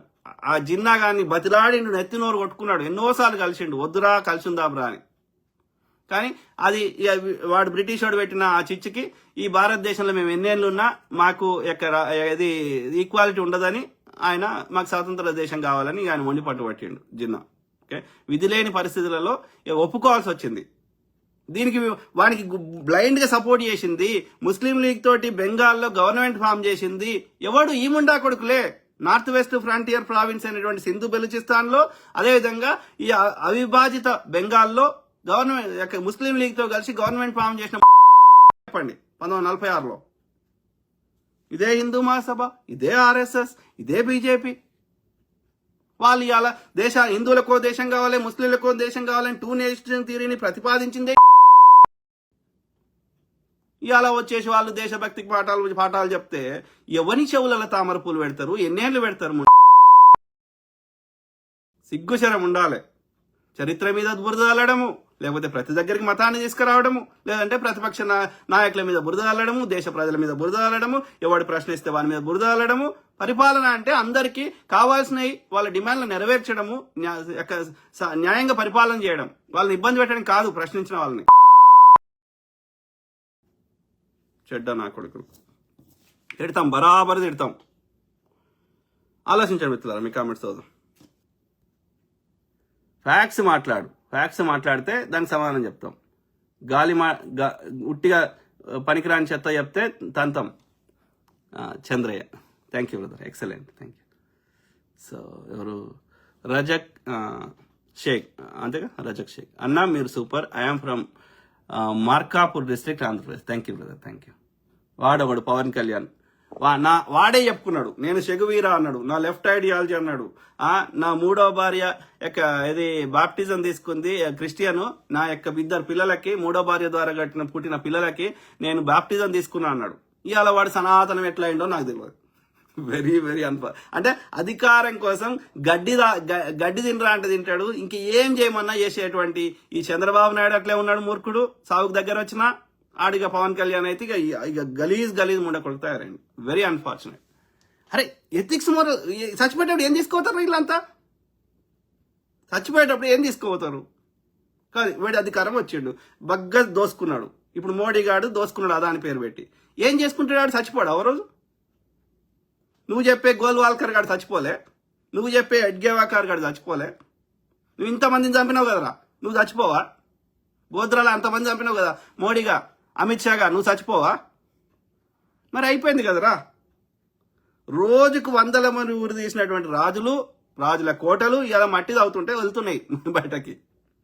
అన్ని మట్టిలో వీకేదే, మట్టిలోకి వెళ్ళి వచ్చినావు. మరి అన్నప్పుడు దేనికోసం, ఎవరిని ఇబ్బంది పెడుతున్నావు, ఎందుకు ఇబ్బంది పెడుతున్నావు? పిచ్చి ముండా కొడుకు. సో వెంకటేష్ పెయింటర్, స్వతంత్ర దినోత్సవ శుభాకాంక్షలు sir. Thank you brother, thank you to all my brother, sisters, friends and స్వతంత్ర భారత దినోత్సవ శుభాకాంక్షలు అందరికీ. Aarav Arjun, nice, thank you brother. ఇప్పుడు రారు, ఇప్పుడు కామెంట్ పెట్టరు, పెడితేనే సమాధానం చెప్తా, అట్లా చెప్పరు. మనం పోస్ట్ పెట్టినాక ఇక అది ఫేక్ అకౌంట్లలో ఇక చెత్త నింపుతారు. ఎందుకంటే అది నిజం ఉంది, అది కొంచెం వైరల్ అయ్యే అవకాశం ఉందంటే దాన్ని వైరల్ కావద్దు అంటే ఏం చేయాలి? కథ ట్రోలింగ్ ట్రోలింగ్ ట్రోలింగ్. ఆ ట్రోలింగ్ ముఠా ఉంటుంది మన దగ్గర దోసుకున్న సొమ్ముతోటి. ఆడవాడు ఊరుండదు, పేరు ఉండదు, వాడు ఒరిజినల్ పేరు ఉండదు, లేదా ఫోటోలు ఉండయి, ఫేక్ అకౌంట్లలో ట్రోలింగ్ చేస్తారు. ఎందుకంటే అది ఎక్కువ మందికి రీచ్ కావద్దు, ఎందుకంటే వీడి నిజాలు బయటకు తెలియదు. ఇది మూర్ఖత్వం. రండి కామెంట్ పెట్టండి అందభక్తులారా, ప్రతి దానికి సమాధానం చెప్తాం. గాంధీ ఏం చేసిండు, నెహ్రూ ఏం చేసిండు, అంబేద్కర్ ఏం చేసిండు, సుభాష్ చంద్రబోస్ ఏం చేసిండు, భగత్ సింగ్ ఏం చేసిండు, మీ ఆరాధ్యమైనటువంటి సావర్కర్ లుచ్చనాకుడికి ఏం చేసిండు, హెడ్గేవాకర్ లుచ్చనాకుడికి ఏం చేసిండు మాట్లాడుకుందాం. అంత బాపను ఉండారా ఆర్ఎస్ఎస్ లా? అన్ని కీ పొజిషన్ లో బాపనోడు ఎందుకుంటారా? బీజేపీలో అన్ని కీ పొజిషన్ లో బాపనోడు ఎందుకుంటారా? పిచ్చి నా కొడుకులు. అది మగధ ఎస్ఎస్, అది బాపంది కావచ్చు, అవుతావు. అది మగధ న్యూస్ అంట, ఎస్ఎస్ లక్ష్మి అని పెట్టుకుంది. అది అదంట కాషాయం అంట, దాని మీద ఎర్రకోట మీద ఎగిరేయాలంట. ఏం సంస్కారమే, ఏం మాట్లాడుతున్నావే? ఎర్రకోట కట్టిందోడే, నువ్వు వ్యతిరేకిస్తున్న ముస్లిం రాజే షాజహాన్ కట్టిండే. ఇలా భారతదేశంలో ప్రపంచ 7 వింతల్లో ఒక వింత అయినటువంటి తాజ్మహల్ కట్టిందే షాజహానే. భారతదేశానికి షాన్ అయిపోయిందే. ఇలా తెలంగాణకి షాన్ అయినటువంటి, హైదరాబాద్ కి షాన్ అయినటువంటి చార్మినార్ కట్టిందే ఒక ముస్లిం రాజే, కులీ కుతుబ్ షా. ఏం మాట్లాడుతున్నాయి? అట్లాంటి ఒక హిందూ రాజులు ఎన్ని కట్టినరే? ఒక్క మొఘళ్ళు గాని, ఒక్క ముస్లిం రాజు గాని ఒక ఇద్దరు తప్ప. ఓకే, ఒకడు తైమూర్ అనేటోడు, ఇంకోటి గజ్నీ అనేటోడు, ఇంకోటి నాదిర్ షా. ఈ ముగ్గురు తప్ప మిగతా ఒక్క ముస్లిం రాజు కూడా భారతదేశ సంపద ఎత్తుకోవాలే. బ్రిటిష్ వాడు ఎత్తుకోవేయండు, వీళ్ళందరికంటే 1000 రెట్లు ఎత్తుకోవేయండు వాడు. కానీ ఒక్క ముస్లిం రాజు కూడా ఎత్తుకోవాలే, ఒక్క మొఘల్ రాజు ఎత్తుకోవాలే, ఒక షాజహాన్ ఎత్తుకోవాలే, ఒక బాబర్ ఎత్తుకోవాలే. అర్థమైందా? ఒక ఔరంగజేబ్ ఎత్తుకోవలేదు, ఢిల్లీ సుల్తాన్లు ఎత్తుకోవలేదు. ఇది వాళ్ళ దేశం అని ఫీల్ అయినరు, అందుకే వాళ్ళు ఇన్ని కట్టినరు. ఇప్పటికీ నేటికి ఉన్నాయి వాళ్ళు కట్టినాయి. కానీ బ్రిటిష్ వాడు భారతదేశం ఏం కట్టలే. ఒక్కటి చెప్పు బ్రిటిష్ వాడు కట్టింది, వాని కోసం వాడు కట్టుకున్నాడు. రైళ్లు ఇక్కడ అన్ని ఎత్తుకోవడానికి, లేకపోతే వాళ్ళ ఆర్మీని ఒక దగ్గర నుంచి ఇంకో దగ్గరికి ఈజీగా పంపించి భారత ఎవడైతే స్వతంత్ర రాజ్యం పోరాటం చేస్తుండో వాళ్ళని అణచివేయడానికి వాడు రైళ్లు వేసుకున్నాడు. అర్థమైందా? ఆ రైల్వే గవే ఉన్నాయి. లేదంటే వాడి రాణులు, వాడి రాజులు ఎవరైతే ఉన్నారో వాళ్ళు రాజప్రసాదాలు ఉండడానికి కొన్ని భవనాలు కట్టుకున్నాడు. లేదు అంటే ఇక్కడ నుంచి ఆ యొక్క సముద్రం రేవుకు తీసుకుపోయి అక్కడి నుంచి వాడి షిప్పులలో ఎక్కించుకోవడానికి ఆ పోర్టులు కట్టుకున్నాడు. అంతకు మించి భారతదేశంలో మనకి పనికొచ్చేది ఒక హాస్పిటల్ కానీ, ఒక తిండి పెట్టేటి కానీ, ఒక ఆనకట్టలు కానీ పెద్దగా ఒక బ్రిటిష్ ముస్లిం రాజులు కట్టిన దానిలో 1% కూడా కట్టలే బ్రిటిష్ వాడు దోసుకుపోయాడు. కానీ ముస్లిం రాజులు అట్లా చేయలే. బ్రిటిష్ తోటి ఫస్ట్ పోరాటం చేసిందే అక్కడ ప్లాసీ యుద్ధం చేసింది, లేకపోతే తర్వాత బక్సర్ యుద్ధం చేసింది బెంగాల్ నవాబులు. తర్వాత ఇక్కడ ఏది టిప్పు సుల్తాన్, మైసూర్ నవాబు. అర్థమైందా? సో వాళ్ళు ఎంత వాళ్ళందరూ ఇక్కడోళ్ళే. ఈ బ్రాహ్మణులు పెట్టిన ఈ యొక్క ఈ వివక్షలు, ఇవన్నీ ఇబ్బందులు నచ్చక కన్వర్ట్ అయిన వాళ్ళు. సో మీ చెత్తని మీరు సర్దిద్దుకోకుండా మంచి చేసే వాళ్ళని బురద తగులుతా అంటే ఊరుకోం మేము. రాజేష్ మామిడిపల్లి ఏమంటున్నారు బ్రదర్? నరేంద్ర మోడీ చదువుకోలేదు, ఇంత వ్యవస్థలు నిర్వీర్యం చేసే ప్లాను ఒక చదువు లేని వాడు చేశాడు. నరేంద్ర మోడీ బొమ్మ పెట్టారు.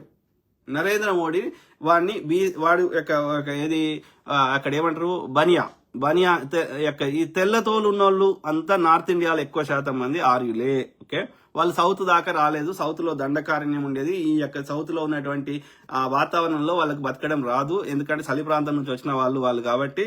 సో ఆ నార్త్ లోనే సెటిల్ అయినరు. ఓకే, వాడొక బనియా, వాడు ఓసీగా ఉంటే వాడు గుజరాత్ ముఖ్యమంత్రిగా ఉండి అది బీసీ అని మార్చేసుకున్నాడు. వాడి బతుకంతా ఫేకే. ఓకే, ఆ రోజుల్లో ఆ యూనివర్సిటీలో, ఢిల్లీ యూనివర్సిటీలో ఆ డిగ్రీయే లేదు, కానీ వాడు డిగ్రీ చేసాడు. అక్కడ వాడు ఛాయమ్మే దగ్గర అది గూడ్స్ రైలు పోయేది కానీ ప్యాసింజర్ రైలు పోయేది కాదు వడోదరలో, కానీ వాడు ఛాయమ్మిండు అక్కడ. మన చెవుల తామరపుది పెడుతూనే ఉంటాడు, వాడు పెట్టించుకోవాలి. మగర్ మచ్చి అంటే మొసలిని పట్టుకున్నాడు, మనం నమ్మాలి. అర్థమైందా? మూర్ఖుడున్నాడు వాడొక మూర్ఖుడున్నాడు, వానికి భజన చేసేటువంటి గ్యాంగ్ పైసలు ఇచ్చి గ్యాంగ్ తయారు చేసుకున్నాడు వాడు. మూర్ఖుడు. సో వాడు ఎప్పుడు అంత తొందరగా తీసుకోపోతే అంత బెటర్ ప్రపంచానికి, నాట్ ఓన్లీ ఇండియాకి. నరేంద్ర మోడీ చదువుకోలేదు, ఇంత వ్యవస్థలు నిర్వీర్యం అంటే నేనేమంటున్నా, వాడు చేస్తలేడు, వాడు మూర్ఖుడే. వాడిని 1% కూడా మనం సపోర్ట్ చేస్తున్నాం. కానీ వానికి ఏమీ రాదు, ఏమీ తెలియదు. వాని వెనకాలండి చేస్తున్న వాళ్ళు బీజేపీ, ఆర్ఎస్ఎస్ చెందిన వాళ్ళు, ఈ బ్రాహ్మణ వాని. ఎందుకంటే ఇప్పుడు కాదు, వెనకట రాజుని ముందర పెట్టిర్రు, కానీ వెనక కథ నడిపించేదంతా వీళ్ళే. రాజు దగ్గర సంపద ఉండేది కాదు, వీని గుళ్ళే దాచి పెట్టుకుంటాడు. డెసిషన్ మేకింగ్ వీడు. రాజు పోయి మళ్ళీ ఈ బాపనాన్ని కాలు మొక్కాలి. చచ్చిపోతే ఎవడు చచ్చిపోవాలి? రాజు చచ్చిపోవాలి. చెడ్డ పేరు వస్తానికి ఎవరికి రావాలి? రాజుకు రావాలి. కానీ చేసేదంతా వాడు వీడు మంత్రి. కొందరు మంత్రిగా ఉన్నారు, లేదంటే రాతపూత పనులలో ఉన్నారు, ఇంతే పూజారులు ఉన్నారు. కంట్రోల్ వించేలా పెట్టుకున్నాడు నాడు నీడు. ఇప్పటికీ హైకోర్టులలో జడ్జిలు కానీ, సుప్రీంకోర్టు జడ్జిలు కానీ, డైరెక్ట్ సిబిఐ డైరెక్టర్లు కానీ ఏదైనా పెద్ద కీ పొజిషన్ తీసుకో మోస్ట్లీ బ్రాహ్మిన్సే ఉంటారు. గలీజ్ ఈ యొక్క ఆర్యులు మన దేశంకి వచ్చి నాశనం చేస్తున్నారు. ఇది ఒక చదువు లేనివాడు వేశాడు అంటే నమ్మశక్యంగా లేదు. దీని వెనుక ఆర్ఎస్ఎస్ భావజాలానికి చెందిన ఉంది అని నాకు అంతే బ్రదర్. అది అందులో నమ్మశక్యం కాదు, అది వాస్తవం. ఈ మోడీ ముందట ఉన్నాడు, దాని వెనకాల యొక్క బీజేపీకి చెందిన చెత్తనా కొడుకులు ఉన్నారు, ఆర్ఎస్ఎస్ చెత్తనా కొడుకులు ఉన్నారు, ఈ యొక్క మత ఛాందసవాదులు ఉన్నారు. ఎవడైతే పార్లమెంట్ ఓపెనింగ్ వచ్చారు చూసినా వాళ్ళంతా చెత్తనా కొడుకులు. ఓకే, వాళ్ళకి పని పాట ఉండదు. ఓకే, కింద నుంచి మీదికి ఒకటే కాషాయం ధరిస్తారు. అదవుతో కాషాయం షెడ్ వేసుకుందని దీపికా పడుకొని అన్నారు. మరి వీడంతా వీడి పిప్పి మీద ఏం వేసుకుంటున్నాడు? కాషాయం వేసుకుంటుండు కదా వీడు. అది వేసుకుంటే నిజమైంది. ఈడేం వేసుకుంటాడు? బాబాగాడు కాషాయం మీద ఉచ్చవస్తుంది కదా వాడు. పిచ్చిలాంటి కొడుకులు అని నాకు అనుమానంగా ఉంది బ్రదర్. వీళ్ళే అన్ని వ్యవస్థల్లో చేరి ఇలా అంతెందుకు బ్రదర్, భారతదేశంలో క్రిస్టియానికి మొదటగా కన్వర్ట్ అయిన ముండా కొడుకులు ఎవరు అంటే ఇదే బ్రాహ్మణులు. భారతదేశంలో ఇస్లాం కన్వర్ట్ అయిన మొదటి ముండా కొడుకులు ఎవరు అంటే ఇదే బ్రాహ్మణులు. భారతదేశంలో ఉన్న ఇప్పటికీ ఎంత బుద్ధిజాన్ని నాశనం చేసిన ముండా కొడుకులు ఎవరు అంటే ఇదే బ్రాహ్మణులు. ఆ యొక్క ఈ యొక్క బుద్ధిజానికి సంబంధించిన ఇప్పటికీ కొన్ని ఉన్నాయో ఆర్గనైజేషన్ సైట్స్, దానికి ఇప్పటికీ బుద్ధిజానికి సంబంధించిన వాటిలో హెడ్లుగా పనిచేస్తున్న వాళ్ళు ఇదే బ్రాహ్మణులు. అంటే ఇక్కడ ఏమర్థమవుతుంది, ఎక్కడికి పోయినా కంట్రోల్ కానీ ఆ యొక్క వ్యవస్థల యొక్క కంట్రోల్ కానీ, అక్కడ డబ్బులు కానీ సంపద కానీ వీడి చేతిలో పెట్టుకుంటాడు. ఇది వీడి కుట్ర. అర్థమైందా? ఏదో కారణం చెప్పి ముస్లింల దగ్గర ఉన్నటువంటి ఆ వక్ఫ్ భూములు కొట్టేయాలని ప్రయత్నం చేస్తున్నాడు. ఆ యొక్క క్రిస్టియన్స్ దగ్గర ఉన్నటువంటి ఆ చర్చిలు, వాళ్ళకి సంబంధించిన డబ్బులు, ఏదైనా భూములు ఏమైనా ఉంటే కొట్టేయాలని ట్రై చేస్తుండు. మోసం మోసం మోసం, కుట్ర కుట్ర కుట్ర. ఇక మిగతా హిందువులలో ఉన్న వాళ్ళందరినీ ఎడ్డి గోదలు చేసి కూర్చుండే పెట్టిండు.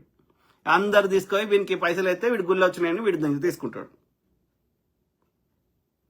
అందుకే గుళ్ళ పూజారిని బీసీ ఎస్సీ ఎస్టీని పెట్టాడు. ఎందుకంటే ఈవెన్ రెడ్డిని పెట్టాడు, వెల్మని పెట్టాడు. వానికి తెలుస్తలేదు రెడ్డి వెల్మ గానికి పిచ్చినా కొడుకులు. వాడు కూడా శూద్రుడు పెట్టిన వ్యవస్థలా. అర్థమైందా? వాడు రైతు కూలీలు వాళ్ళు, పిచ్చినా కొడుకులు, వాళ్ళకి తెలుస్తలేదు. సో మొత్తం కంట్రోల్ వీని చుట్టూ పెట్టుకుంటుండు. అర్థమైందా? పైసలన్నీ దోసుకుంటుంటాడు. ఇప్పుడు ఏమంటుంటాడు, గుళ్ళ కంటే స్వతంత్రం తీయాలంటే. ఎందుకు ఇవ్వాలి? ఎందుకంటే గుళ్ళలో వచ్చేటివన్నీ దోసుకోవాలి. పెద్ద గుళ్ళు బతుకుతాయి, చిన్న గుళ్ళు చచ్చిపోతాయి. పోతే పోని మరి ఏం చేస్తాం? గుళ్ళలకు ఓడిపోకుండా చేయర్రి, చర్చిలకు ఓడిపోకుండా చేయర్రి, అన్ని మతాలకు పోకుండా చేయర్రి. పోతారు ఇక లాస్ట్కి అంతే అవుతుంది. అందరు నాస్తికత్వానికి వస్తారు. ఎందుకంటే అక్కడ వాస్తవం ఏముందో అది గ్రహిస్తారు. ఈ శతాన్ని నమ్మరు. సో ఇలా నాశనం చేస్తున్నారు. నరేంద్ర మోడీకి ఒక చదువు లేని వాడికి ఇంత తెలివి ఉందంటే నాకు నమ్మశక్యంగా అనిపించట్లేదు. లేదు బ్రదర్, వానికి ఏ తెలివి లేదు.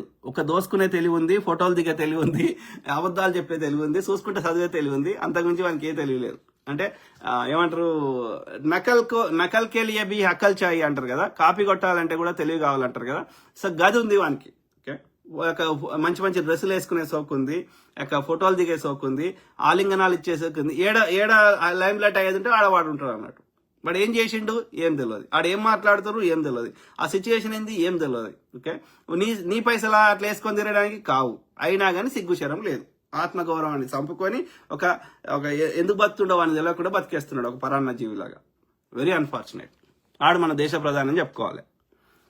ఇన్ని దేశాలు తిరిగింది కదా, ఆడ కనీసం ఒక బేసిక్ కాన్వర్సేషన్ చేస్తలేదు. ఎందుకు తిరుగుతుండు? వానికి అంతకుముందు అవార్డే ఉండదు, అది వీనికి ఒక్కనికే ఇస్తారు అవార్డు, మళ్ళీ వీని తర్వాత వానికి అవార్డు. అందుకోసం వాడిని ఎంత ప్రెషర్ పెట్టి వీని అవార్డు ఇప్పించుకుంటాడు. ఆడు ఫేస్బుక్ అని వాడిని ఇబ్బంది పెట్టి వీనికి నచ్చని తీసేపించుకుంటాడు. ఏం మనిషిడు? వానికి ఏమైపోయిందంటే వాడు చేసిన పాపాల నుంచి అది వాస్తవాలు తెలియకూడదు. అది కాదు, అది ఎవడన్నా నీ తప్పిదాన్ని ఎత్తి చూపడితే దాన్ని సరిదిద్దుకోవాలి. చెప్పినవాడిని ఇబ్బంది పెట్టుడు, లేకపోతే నీ మూర్ఖంగా ఇట్లే ప్రవర్తి ఎందుకు చేస్తుంటాడు? ఎందుకంటే వాడికి అట్లనే చేసేది ఉంది, వాడు నాశనం చేసేది ఉంది, వాడు దోసుకునేది ఉంది, వాడు మంచి చేసేది లేదు. కాబట్టి ఎవడు ప్రశ్నిస్తే వాడిని ఇబ్బంది పెడతాం. ఎందుకంటే you don't want to change. మేమెందుకు చెప్తున్నాం? నువ్వు చేంజ్ కావాలని చెప్తున్నాం, ప్రజల సంపద ప్రజలకు ఇవ్వాలని చెప్తున్నాం. It's a conflict of interest. The fight will continue. Nature will take care. Shaikh Imamsa excellent, thank you brother. ఏమంటుండు విజయ్, ఏమంటున్నాడు పాలెం, అన్నా మీరు వాస్తవాలు చెప్తున్నారు, మీరు ఇలానే ఉండాలి, వాస్తవాలే చెప్పాలి బ్రదర్, వాస్తవాలే చెప్పాలి. వాస్తవం చెప్పినప్పుడే it is one of the laws of universe. యూనివర్స్కి ఎట్లయితే ఇప్పుడు గ్రావిటీ ఎట్లయితే ఉంటుందో, అంటే గురుత్వాకర్షణ శక్తి ఎట్లయితే ఉంటుందో, సిస్టమేటిక్ గా ఎట్లయితే నడుస్తున్నాయో, వర్షం ఎట్లా పడుతుందో, ఇవన్నీ ఎట్లున్నాయో నిజం చెప్తేనే సంతృప్తి కలుగుతుంది అనేది ఒక యూనివర్సల్ ఇది.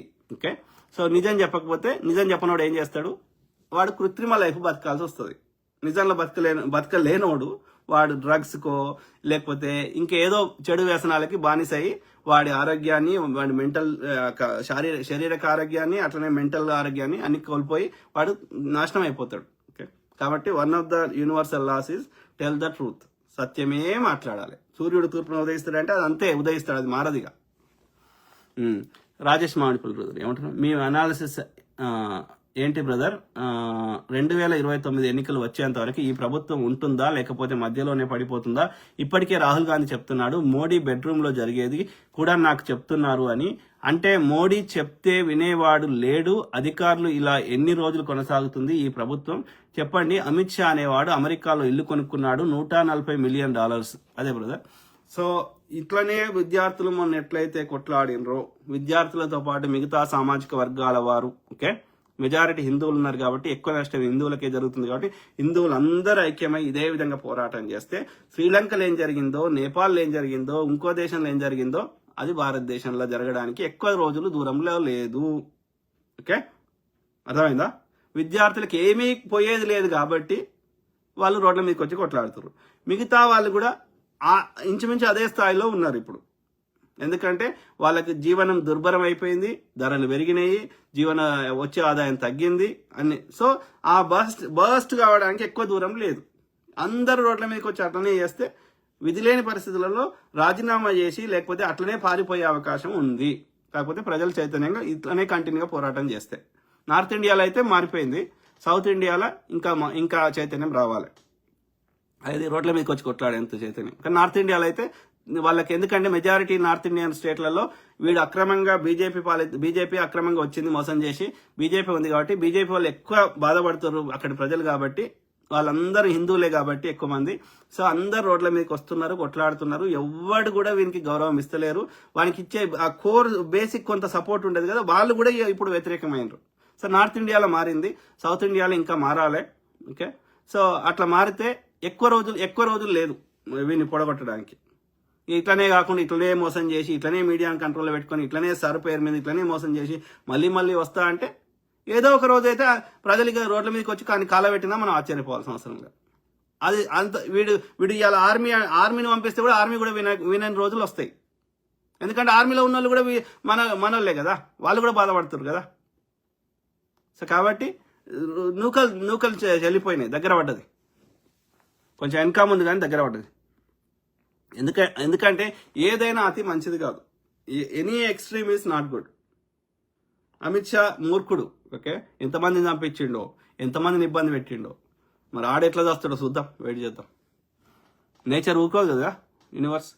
మహమ్మద్ ఇక్బాల్ ఏమంటున్నారు బ్రదర్? అన్న స్వతంత్ర దినోత్సవ శుభాకాంక్షలు. అన్న మీరు చెప్పే ప్రతి విషయం నిజం. Thank you brother, thank you. అందరికీ స్వతంత్ర దినోత్సవ శుభాకాంక్షలు.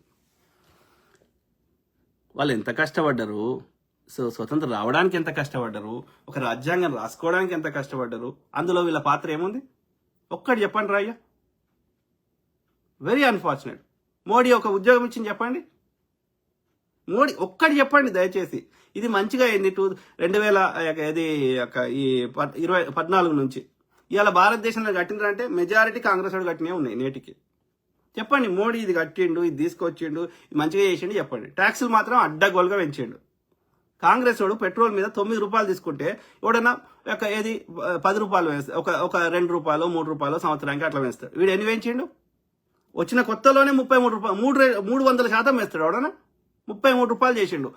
ఆ 33 రూపాయలు తీసుకొని కరోనా సమయంలో ఇంటర్నేషనల్ బ్యారెల్ రేట్ $20 ఉన్నా కానీ ఓకే మనకి పెట్రోల్ రేటు తగ్గియలే. ఇప్పుడు ఇథనాల్ కలుపుతున్నా పెట్రోల్ రేటు తగ్గిస్తలేడు. మరి ఏడికి పోతున్నాయి ఈ పైసలు? అడిగితే నేను దేశద్రోహిని. మళ్ళీ ఈడ మతం తీసుకొని వస్తాను. మతం ఎందుకు వస్తుంది? మతం అనేది నా వ్యక్తిగతం. అది ప్రతి చోటికి ఎందుకు వస్తుంది? నేను ఎవరిని మొక్కినా మొక్కకపోయినా వారికి వేల సంవత్సరాలు లక్షల సంవత్సరాల నుంచి మనిషి ఒక 4,000 సంవత్సరాలకు ముందు మతమే లేదు భూమి మీద. చెప్పండి ఇస్లాం ఎప్పుడు వచ్చింది? 6th century are 7th century right CE అవునా కదా, కామన్ ఎరా. సో మీరు క్రిస్టియానిటీ 2000 సంవత్సరాలు, నువ్వు బుద్ధిజము ఒక 2600 సంవత్సరాలు. అంతకుముందు మతం ఏది చెప్పండి? ఎక్కడుంది మతం? మతం లేదు. మనుషులు తెగలుగా బతికిర్రు, ట్రైల్స్గా బతికిర్రు. అర్థమైందా? అడుగులు అక్కడక్కడ తెగలుగా బతికిర్రు. తెగల నుంచి జనపదాలు అయినరు, జనపదాల నుంచి మోర్ సివిలైజ్డ్ సొసైటీస్ అయినాయి. వాళ్ళకి ఏది పొద్దుగాల కనిపించేది సూర్యుడు చంద్రుడు గివే. కాబట్టి ప్రకృతి దేవతలు మొక్కిర్రు. అంతకంటే ముందు ఏం మొక్కిర్రు? ఏం మొక్కలే. జంతువులు ఇప్పుడు కుక్క ఏం మొక్కుతుంది, పులి ఏం మొక్కుతుంది, మనిషి కూడా అట్లే బతికిండు ఆది మానవుడు. సో లక్షల సంవత్సరాల నుంచి మనిషి మతం కాన్సెప్ట్ లేకుండా బతికినప్పుడు ఇప్పుడు ఎందుకు వస్తుందిరా సమస్య? అప్పుడు ఏం పాటించిండు మనిషి కానీ జంతువు కానీ నేటికి ఏం పాటిస్తుంది? ద లాస్ ఆఫ్ యూనివర్స్ యొక్క చట్టాలను పాటిస్తున్నాయి తప్ప ఈ చెత్తను వాడు ఎందుకో క్రియేట్ ఇంతకంటే అంటే అప్పుడు ఉన్న దానికంటే ఇంకా మంచిగా బతుకమని తెచ్చుకున్నాడు. సో ఒక జీవన విధానం కోసం వచ్చిందే మతం కానీ మాయలు లేవు, మంత్రాలు లేవు, అద్భుతాలు కావు. ఒక కర్షకుడు గింజను పెట్టితేనే మొక్కలు వస్తాయి కానీ వీడు మంత్రం చెప్తే రావు. వర్షం అనేది అదొక ప్రాసెస్. నీళ్లు భూమి మీద ఉన్న నీళ్లు ఆవిరై అక్కడ చల్లదనం వస్తే అవి మళ్ళీ తిరిగి పడతాయి. దానికి చెట్లు ఉండాలి, చల్లగాలు రావాలి, పడతాయి. అంతేగాని వీడు మంత్రం చదివితే రావు. తెలంగాణ ముఖ్యమంత్రి గారు యజ్ఞం చేస్తే రావు. ఎవడు చెప్పిండు నీకు వర్షం ఎట్లా పడుతుంది? Science. Everything is a science, everything is a process. తిరిగే వస్తువు ఒక శక్తిని క్రియేట్ చేస్తుంది. That is gravity. That is everything is running by quantum mechanics are quantum physics. Everything is a science. వాడికి రోగం వస్తే హాస్పిటల్లో చూసుకుంటాడు, వాడిని రోగం ఎట్లా తగ్గిస్తారు అయ్యా? కామన్ సెన్స్ అనేది ఎందుకు చచ్చిపోతుంది? అందుకే అంటున్నా మతం అనేది చాలా డేంజరస్. అది ఒకసారి మతం అని అంటే అంతకు మించి ఆలోచించడం బంద్ అవుతుంది. నీకు లాజికల్ బ్రెయిన్ బంద్ అవుతుంది. అర్థమైందా? దేవుడు చెప్పిండంటే చాలుగా ఇది తప్ప రైట్ అని ఆలోచించడం బంద్ అవుతుంది. మతం పేరు మీద అన్ని మతాల్లో అనేక అరాచకాలు చేశారు. పాపం ఆయన కోపర్నికస్ అంటే అని చెప్పిండు. అరే భూమి చర్చోడేమో ఏం చెప్పిండు రోమన్ క్యాథలిక్, అరే భూమి చుట్టూ అన్ని తిరుగుతున్నాయి వీళ్ళు చెప్తే కాదురా అయ్యా సూర్యుని చుట్టూ తిరుగుతున్నాయి ఆయన చెప్తే ఆయన చంపేశారు. తర్వాత వీళ్ళే వచ్చి సారీ చెప్పారు. ఆలోచన జరుగుతున్నారు దయచేసి. సో లాజికల్ బ్రెయిన్ అనేది వాడాలి, నిజమేందో గ్రహించాలి. ఎవరు తెలంగాణ శ్యామ్ ఏమంటున్నారు? నరేంద్ర మోడీ గారి జన్మదినానికి బ్యానర్లు కట్టే అంధభక్తులు స్వాతంత్ర దినం రోజు కాదు, వాళ్ళు బీజేపీ యొక్క స్వతంత్ర దినోత్సవం రోజు బీజేపీ జెండాలు ఎగరేస్తున్నారు. ఎంత మూర్ఖులాలు ఇక కారా? ఇప్పుడు 50 సంవత్సరాలు పైన 60-70 సంవత్సరాల దాకా కూడా వాళ్ళు జాతీయ జెండాను అంగీకరించలేదు. లాస్ట్ 10-20 ఇయర్స్నే అంగీకరించారు. అంటే ఇక వాళ్ళు ఎంత మూర్ఖులో మీరు అర్థం చేసుకోండి. సార్ నరేంద్ర మోడీ గారి జన్మదినానికి బ్యానర్లు కట్టే అంధభక్తులు స్వాతంత్ర దినం రోజు 100 రూపాయలు ఖర్చు పెట్టి రోడ్డు మీద హైదరాబాద్ లో ఒక్క బ్యానర్ కూడా కట్టలేదు. ఇది వాళ్ళు స్వతంత్ర ఉద్యమంలో ఎప్పుడు పాల్గొన్నారు? వందే మాతరం అని వాళ్ళు అంటారు కదా, వందే మాతరాన్ని ఎవరు రాసిండ్రు? బంకిం చంద్ర చటర్జీ ఎవరు? ఆర్ఎస్ఐనా? కాదు కదా. బెంగాల్ విభజన సమయంలో వాళ్ళు విభజించవద్దు అని ఆ లార్డ్ కర్జన్ మీద కోపంతో వాళ్ళు ఇవన్నీ వచ్చినాయి. ఆనందం అట అనే పుస్తకంలో ఒక రాసిండు ఆయన. రవీంద్రనాథ్ ఠాగూర్ ఈ మూర్ఖులని ఘోరంగా వ్యతిరేకించిండు. మీరు చదవండి హిస్టరీ, అర్థమైందా? ఆయన గీతాంజలికి ఆయనకు నోబెల్ పీస్ ప్రైజ్ వచ్చింది. ఎందుకు వచ్చింది? దేవుడు నువ్వు చెప్పే రాయిలో లేడురా, మనుషుల్లో ఉన్నాడని చెప్పిండు ఆయన. మానవత్వాన్ని చాటి చెప్పిండు. సో ఒక్క స్వతంత్ర ఉద్యమ నాయకుడు బీజేపీ ఆర్ఎస్ఎస్ కి హిందూ మహాసభ అని చెప్పుకునే ముండాకుడికి సపోర్ట్ చేసినారు చెప్పు. నువ్వు విగ్రహం కట్టిన పటేల్ గారు ఎక్కడ మీకు సపోర్ట్ చేసింది చూపెట్టండి. నువ్వు చెప్పే సుభాష్ చంద్రబోస్ గారు మీకు సపోర్ట్ చేసింది చూపెట్టండి. వాళ్ళందరూ వ్యతిరేకించారు. భగత్ సింగ్ గారు వ్యతిరేకించారు. ఈ మూర్ఖులను ఎవరి దగ్గర రానియలే, ఒక్క బ్రిటిష్ వాడు తప్ప. వాళ్ళు ఇవాళ దేశభక్తులు అంటే ఎవరిని చెవులు రా తామర పూలు పెడతారు, తోలు తీస్తాం బిడ్డ. సో స్వాతంత్ర దినం రోజు 100 రూపాయలు ఖర్చు పెట్టి ఒక్క బ్యానర్ కూడా కట్టలే. ఎందుకంటే వాళ్ళు దేశభక్తులే కాదు కదా, దేశద్రోహులు వాళ్ళు. ఇది వీళ్ళ దేశభక్తి. పైగా వీళ్ళ దగ్గర 100 కోట్లు దోచుకున్న డబ్బులు ఉన్నాయి. ఎవరి దోషద్రోహులు, ఎవరి డబ్బులు? నువ్వు హిందువుల యొక్క సంపదను దోచుకుంటుంటే నువ్వు దేశద్రోహివి, హిందూ ద్రోహివి. సింపుల్. సో జాతీయ భావాలు నింపడం కాదు, వీళ్ళు వ్యక్తి భజన మాత్రం దోచుకోవడమే. ఒక కమ్యూనిస్ట్ని విమర్శిస్తుండు అంటే వానంత మూర్ఖుడి భూమి మీద లేడు. ఓకే, ఇప్పుడు కొన్ని తండాలు బతుకుతాయి, కమ్యూనిటీగా బతుకుతాయి. ఎందుకు బతుకుతాయి? తండాలు ఇప్పుడు ములుగు పైన ఉన్నటువంటి అటవీ ప్రాంతాలకు వండి. ఎందుకని? వాళ్ళ ఒక కమ్యూనిటీ అంటే వాళ్ళ లోపల ఎవరికి రోగం వచ్చినా, లేకపోతే వాళ్ళు ఏదైనా సంపాదించినా, వాళ్ళకి అడవిలో ఏదైనా దొరికినా ఇది అందరిది. ఒక్కరి రోగం వస్తే అందరూ వాళ్ళ ఇంట్లో వచ్చినట్టు బాధపడతారు, అందరూ కలిసి వాళ్ళకి సాయం చేస్తారు. వాళ్ళని అంటే ఒకరినొకరు సాయం చేసుకుంటారు. ఏది దొరికినా ఏదైనా అందరిది. This is communism. Community concept నుంచి వచ్చిందే కమ్యూనిజం. అందరిది అని చెప్తే నేరం అంట నేను. పారే గోదావరి అందరిది అంటే తప్పంట, అదానిది అంటే కరెక్ట్ అంట, చంద్రబాబుది అంటే కరెక్ట్ అంట, పవన్ బాబుది అంటే కరెక్ట్ అంట. కాదురా ఇది ఆంధ్రప్రదేశ్ చెందిన ప్రజలందరిది అంటే తప్పంట, లేకపోతే తెలంగాణ అందరిది అంటే భారతీయులందరిది అంటే తప్పంట. ఇట్లా కమ్యూనిజాన్ని వ్యతిరేకించే వాళ్ళు ఈ భూమి మీద మనుషులే కాదు. అమెరికా ఎందుకు వ్యతిరేకిస్తుంది ట్రంప్ బొంపు? ఎందుకంటే మెజారిటీ ప్రజలు మిడిల్ క్లాస్ బతుకుతున్నారు. ఎవరు? కొద్ది మంది ధనవంతులు ఉన్నారు, ట్రంప్ లేకపోతే ఇలాన్ మస్క్ అట్లాంటి వాళ్ళు. వాళ్ళ కమ్యూనిజం అంటే భయం. ఎందుకంటే వాళ్ళు అడ్డదారులను ఇంకో దారులను ఏదో రకంగా వాళ్ళ అవసరానికంటే 1000 రెట్లు ఎక్కువ దోసుకొని ఉన్నారు. కానీ సామాన్య అమెరికన్లు అట్లా లేరు. కాబట్టి ఆ కమ్యూనిజం వస్తే ఆ ఇలాన్ మస్క్ దోసుకునే మిగతా అందరికి ఎంత అంటే వీళ్ళు నచ్చదు. కాబట్టి కమ్యూనిజం అంటేనే ఉచ్చబోసుకుంటారు. అదొక చెడులాగా చూపెడతారు. నో, ఐడియల్ కమ్యూనిజం ఇంప్లిమెంట్ చేయొచ్చా? చేయరాకపోవచ్చు. బట్ సోషలిజము, సామ్యవాదము, ఆ యొక్క అందరిది అనే భావన, that is very important. Adani ఒక్క ఇల్లు మంచుకుంటే అందరు దేశం మంచుకున్నట్టు కాదు. ఇలా దేశ తలసరి ఆదాయం ఇంత అని చెప్తారు. ఏది ఎవరి దగ్గర ఉంది సంపద? అంటే ఇప్పుడు అదాని అంబానీ కొద్దిమంది ఒక 5% 2% ఉన్న ప్రజల దగ్గర ఉన్న సంపద తీసుకొచ్చి డివైడెడ్ బై అందరిని వేస్తారు. వేసి వాని దగ్గర ఉన్న కూడా మనకు ఉన్నట్టు చెప్తారు తలసరి ఆదాయం. నిజంగా ఉందా? 99% మంది పేదవాళ్ళుండి 5% మంది ధనవంతులు ఉంటే అది ఎట్లా తలసరి ఆదాయం అవుతుంది? కాదు కదా. అర్థమైందా? సో కాబట్టి అట్లాంటి బ్రిటిష్ కాలంలో ఉండే తలసరి ఆదాయం ఎవరి దగ్గర ఉండే? రాజులు, రాజా కుటుంబాల దగ్గర ఉండే. సామాన్యుల దగ్గర ఎక్కడ ఉండే? So absolute non sense. అన్ని తప్పు లెక్కలు, కాకి లెక్కలు. సో అదే బ్రదర్, మూర్ఖులు అన్నట్టు. వాళ్ళకి చిల్లర ఇస్తాడు, వాడు దోసుకున్న దానికి వెళ్ళి చిల్లరతోటి ఏమంటారు యొక్క భజన వాడుతున్నారు ఈ పిచ్చోళ్ళు. తెలంగాణ శ్యామ్ పగడిపల్లి ఏమంటున్నారు? బ్రిటిష్ వాడి బూట్లు నాకిన అందభక్తులు ఈ రోజు దేశభక్తి గురించి మాట్లాడుతుంటే ప్రజలందరూ నోటితో నవ్వుతున్నారు. నవ్వరా మరి? నేనేమంటున్నా, నేను దయచేసి నేను గాంధీ గారు చూపెడతా, నెహ్రూ గారు చూపెడతా, నువ్వు ఎవరైనా చెప్పు, భగత్ సింగ్ చూపెడతా, ఇది మన సుభాష్ చంద్రబోస్ గారు చూపెడతా, ఇంకెవరైనా బాలగంగాధర్ తిలక్ గారు, లేకపోతే కాంగ్రెస్ స్థాపించుకున్నారు వాళ్ళే జాతీయవాదులు. ఓకే, ఏది పూనాలో పెడదామంటే పూనాలో ప్లేగ్ వస్తే బొంబాయిలో పెట్టుకున్నారు మొదటి సమావేశం జాతీయవాదులు. ఎవరు? బెంగాల్ యూనివర్సిటీలో చదువుకునేటువంటి విద్యార్థులు. ఓకే, డబ్ల్యూసి బెనర్జీ, ఉమేష్ చంద్ర బెనర్జీ అట్లాంటి వాళ్ళందరూ. ఓకే, సో వీళ్ళకి బీజేపీ ఆర్ఎస్ఎస్ తో హిందూ మహాసభతో ఎలాంటి సంబంధం లేని వ్యక్తులు వీళ్ళంతా, దాన్ని వ్యతిరేకించిన వ్యక్తులు. ఓకే, సో అట్లాంటిది. సో ఇవాళ వాళ్ళు దేశభక్తి కాదు, ఎవరు ఒక్కరు వాళ్ళు చేసిన అన్ని చూపెడతానే. ఎవరు ఇప్పుడు నేను ఎవరెవరి పేర్లు చెప్పినో అల్లూరు సీతారామరాజు ఎవరెవరు ఉన్నారో వాళ్ళందరికి సంబంధించిన ఫోటోలు వాళ్ళకి సంబంధించిన చారిత్రక ఆధారాలను నేను చూపెడతా.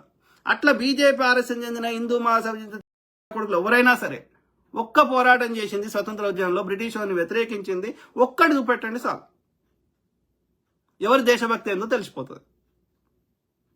దేశద్రోహులు వాళ్ళు, ఇది వాస్తవం. గాంధీని చంపిన వాళ్ళు ఇక వాళ్ళు దేశభక్తులు ఎట్లా అవుతారు? గాంధీ మీద బురద వెళ్ళేటోళ్ళు వాళ్ళు ఎట్లా దేశభక్తులు అవుతారు?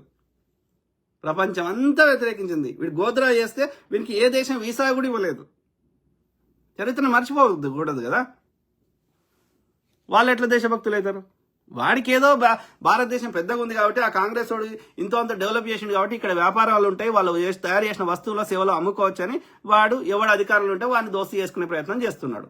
ఇప్పుడు మోడీ గారు ఉన్నాడు కాబట్టి మోడీ గారితో చేస్తున్నాడు. కానీ మోడీ గారి కోసం కాదు, అది భారతదేశంలో ప్రజలకు మీద మన తరఫున వాడు ప్రతినిధిగా ఉన్నాడు కాబట్టి మనతోటి వ్యాపార లావాదేవీలు చేసుకుంటే వానికి లాభం అవుతుంది కాబట్టి వాని వస్తువులు అమ్ముకోవచ్చు కాబట్టి ఇక్కడ జనాభా 1 బిలియన్ ఎక్కువ జనాభా ఉంది కాబట్టి సో వాడు అది వీడి ఇట్లా ఎలాంటి మూర్ఖుని వాడు ఉన్నా కానీ వాడు గౌరవం ఇస్తున్నాడు. అంత మాత్రాన మోడీ గారికి ఇచ్చినట్టు కాదు అది. నీకు వీసానే రద్దు చేసి నువ్వు ఏ దేశపడు నువ్వు అలో చేయనోడు నిన్నెట్లా గౌరవిస్తారా అయ్యా? నువ్వు దిగిపోయినాక నీకు ఎంతమంది గౌరవిస్తారో చూద్దాం. సో తెలంగాణ శ్యామ్ పగడిపల్లి ఏమంటున్నారు? సో బ్రిటిష్ వాడిని పరమేశం ఇప్పుడు భారతీయులు విదేశాల నుండి బ్రతికొచ్చిన ఆర్యులు అని. ఆర్యులే బ్రదర్, ఆర్యులే. మన సింపుల్గా ఆలోచించండి. భారతదేశంలో గుర్రాలు ఉండేనా చెప్పండి దయచేసి. గుర్రాలు ఎక్కడ పుట్టినాయి? గుర్రాల చరిత్ర చదవండి. గుర్రాలు ఇప్పుడు మనం అప్పుడు ఓల్డ్ పర్షియా ఉండే, లేకపోతే అంతకుముందు వేరు పేర్లు ఉండే. ఓకే, మధ్యలో ఆటోమన్ ఎంపైర్ వచ్చింది, అంతకుముందు వేరే ఉండే, అకమేడియా, ఇట్లా రకరకాల సామ్రాజ్యాలు వచ్చినాయి. ఓకే, ఏది వచ్చినా సరే ఆ రష్యా దిగువన భాగంలో లేకపోతే నార్త్ ఇరాన్కి పై భాగంలో అక్కడ ఉక్రెయిన్ నుంచి మొదలు పెడితే ఇక్కడ మంగోలియా దగ్గర ఉన్నటువంటి స్టెప్పి అంటే మైదాన ప్రాంతాల్లో అక్కడ ఏమి ఆ చలి ప్రాంతాల్లో గడ్డి తప్ప ఏమి పెరగదు, ఒక్క చెట్లు పెరిగాయి నేటికి. ఓకే, సో వాళ్ళు పశువుల మీద ఆధారపడతారు, పశువులను పెంచుకుంటారు. పశువుల యొక్క మాంసం కానీ పశువుల యొక్క పాలు కానీ పాడి కానీ వీటి మీదనే వాళ్ళ జీవనాధారం ఉంటుంది. ఓకే, అర్థమైందా? వాడికి ఆవు అనేది ఎందుకు శ్రేష్టమైందంటే ఆవు మీదనే ఆవులకు భారతదేశం లేకుండే. ఓకే, ఈ గేదెలు ఉండేనేమో కానీ ఆవులు లేకుండే భారతదేశంలో. మీరు ఏ తెల్ల దేశం అన్నా తీసుకోండి, యూరోప్ తీసుకోండి, అమెరికా తీసుకోండి, గేదెలు అంటే బర్రెలు ఉండవు. ఓకే, ఆవులే ఉంటాయి, నల్లగున్న ఆవులు కూడా ఉంటాయి, కానీ బర్రెలు నేను చూడలేదు. ఓకే, అర్థమైందా? ఆవులు ఉన్నాయి. సో దాన్ని బట్టి మీరు అర్థం చేసుకోండి, ఆవు మన భారతదేశంది కాదు. వాడికి ఆవు ఎందుకు మాత అయింది అంటే ఆవు మీదనే వాడి జీవనాధారం ఆధారపడ్డది. వాడికి పొద్దుగాలేస్తే పాలు కావాలి. ఓకే, వాడు యజ్ఞం చేయడానికి పిడకలు కావాలి, తర్వాత వాడికి ఆవు యొక్క నెయ్యి కావాలి యజ్ఞం చేయడానికి. కాబట్టి వాడి జీవనమే ఆవు బేస్డ్గా చేసుకున్నాడు. ఆవు మాంసం కావాలి. సో ఆవే వానికి మాత అయింది. ఎందుకంటే ఆవు లేకపోతే అక్కడ జీవనాధారం లేదు, అక్కడ పంటలు వండవు. నేటికి మీరు వండి. సో వింటర్లో ఒక దగ్గర ఉంటారు, సమ్మర్లో ఒక దగ్గర ఉంటారు. ఎందుకంటే అక్కడ గడ్డి ఆ సీజన్ దాటితే మళ్ళీ అక్కడ గడ్డి ఉండదు, అక్కడ గడ్డి అయిపోతుంది పశువులు తినడం. అయిపోయినాక అక్కడ గడ్డి మళ్ళీ మొదలవాలంటే టైం పడుతుంది 6 నెలల్లో. సో కాబట్టి ఏం చేస్తాడు, వాడు కొత్త జాలకు పోతాడు.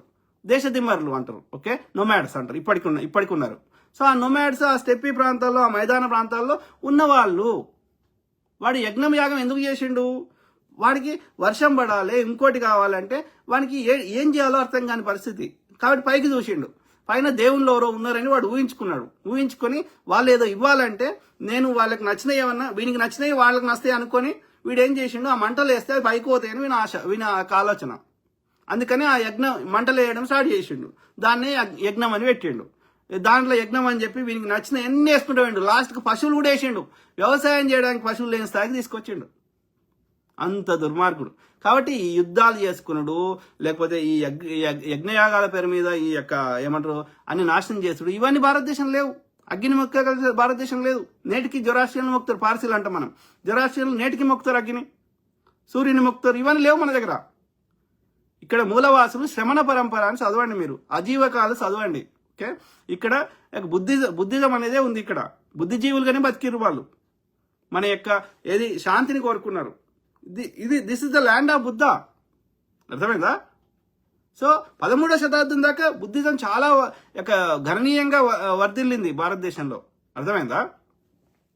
ఎట్లయితే కాన్స్టాంటైన్ అనేట ఆయన క్రిస్టియానిటీని ఒక ఇంకో స్థాయికి తీసుకుంటా రోమన్ చక్రవర్తి, అదే విధంగా బుద్ధుడు చనిపోయిన ఒక 200-300 సంవత్సరాల తర్వాత, ఆయన 600 సంవత్సరాలు అయితే 560 అంతన ఉంది. సో అరౌండ్ 600 BCE అయితే ఈయన ఒక అరౌండ్ 250 BCE ఆ ప్రాంతంలో అశోకుడు అనే రాజు చక్రవర్తి, ఆ మౌర్య చక్రవర్తి, ఆయన బుద్ధిజాన్ని ఇంకో లెవెల్కి తీసుకుపోయిండు. అర్థమైందా?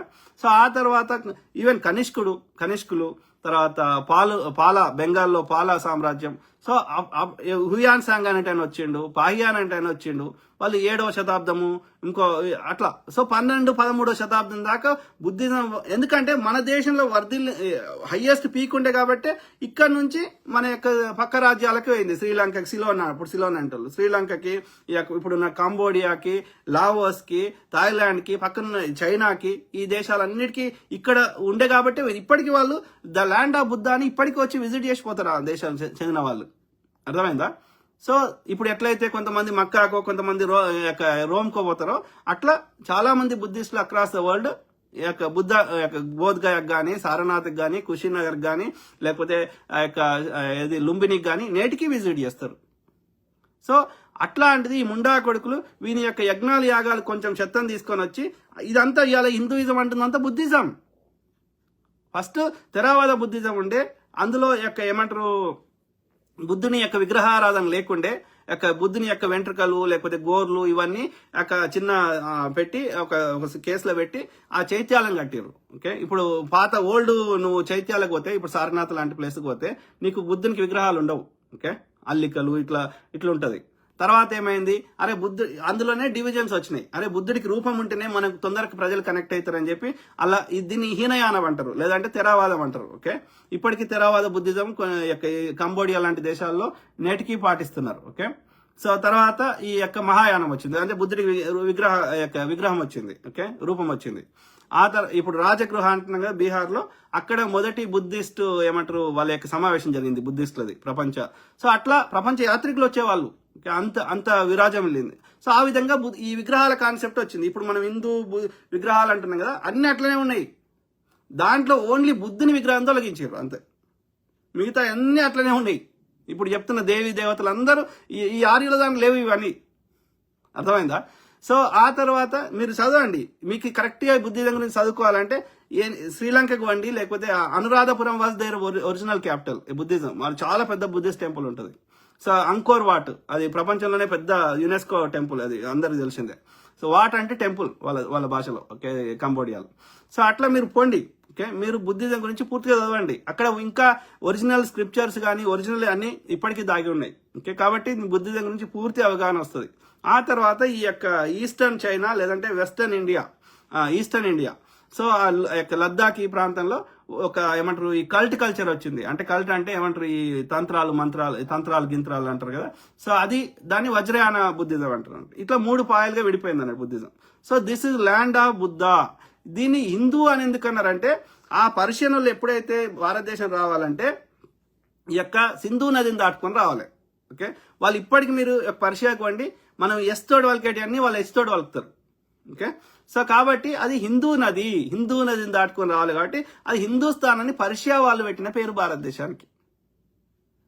ఇక వీడి సనాతన చెత్త ఏంది అనేది కానీ ఆ చెత్తని ఒక 1% యాడ్ చేసి ఇందులో హిందూయిజంలో ఈ హిందూ దేవుళ్ళని, ఈ బుద్ధ దేవుళ్ళన్నీ లేకపోతే హిందూ దేవుళ్ళన్నిటిని వాడి సనాతన చెత్తని యాడ్ చేసి అంటే దాన్ని క్లియర్ చెప్పాలంటే ఈ బుల్డోజ్డ్, అంటే మన ఇంటిని వాడి పేరు పెట్టుకున్నాడు అన్నట్టు అంతే.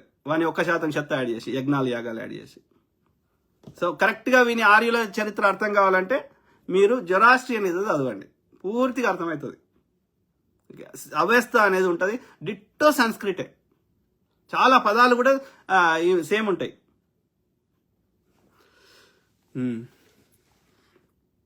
బ్రిటిష్ వాడిని పరమేశ్వరం ఇప్పుడు భారతీయులు విదేశాల నుంచి బతికొచ్చిన ఆర్యులు అని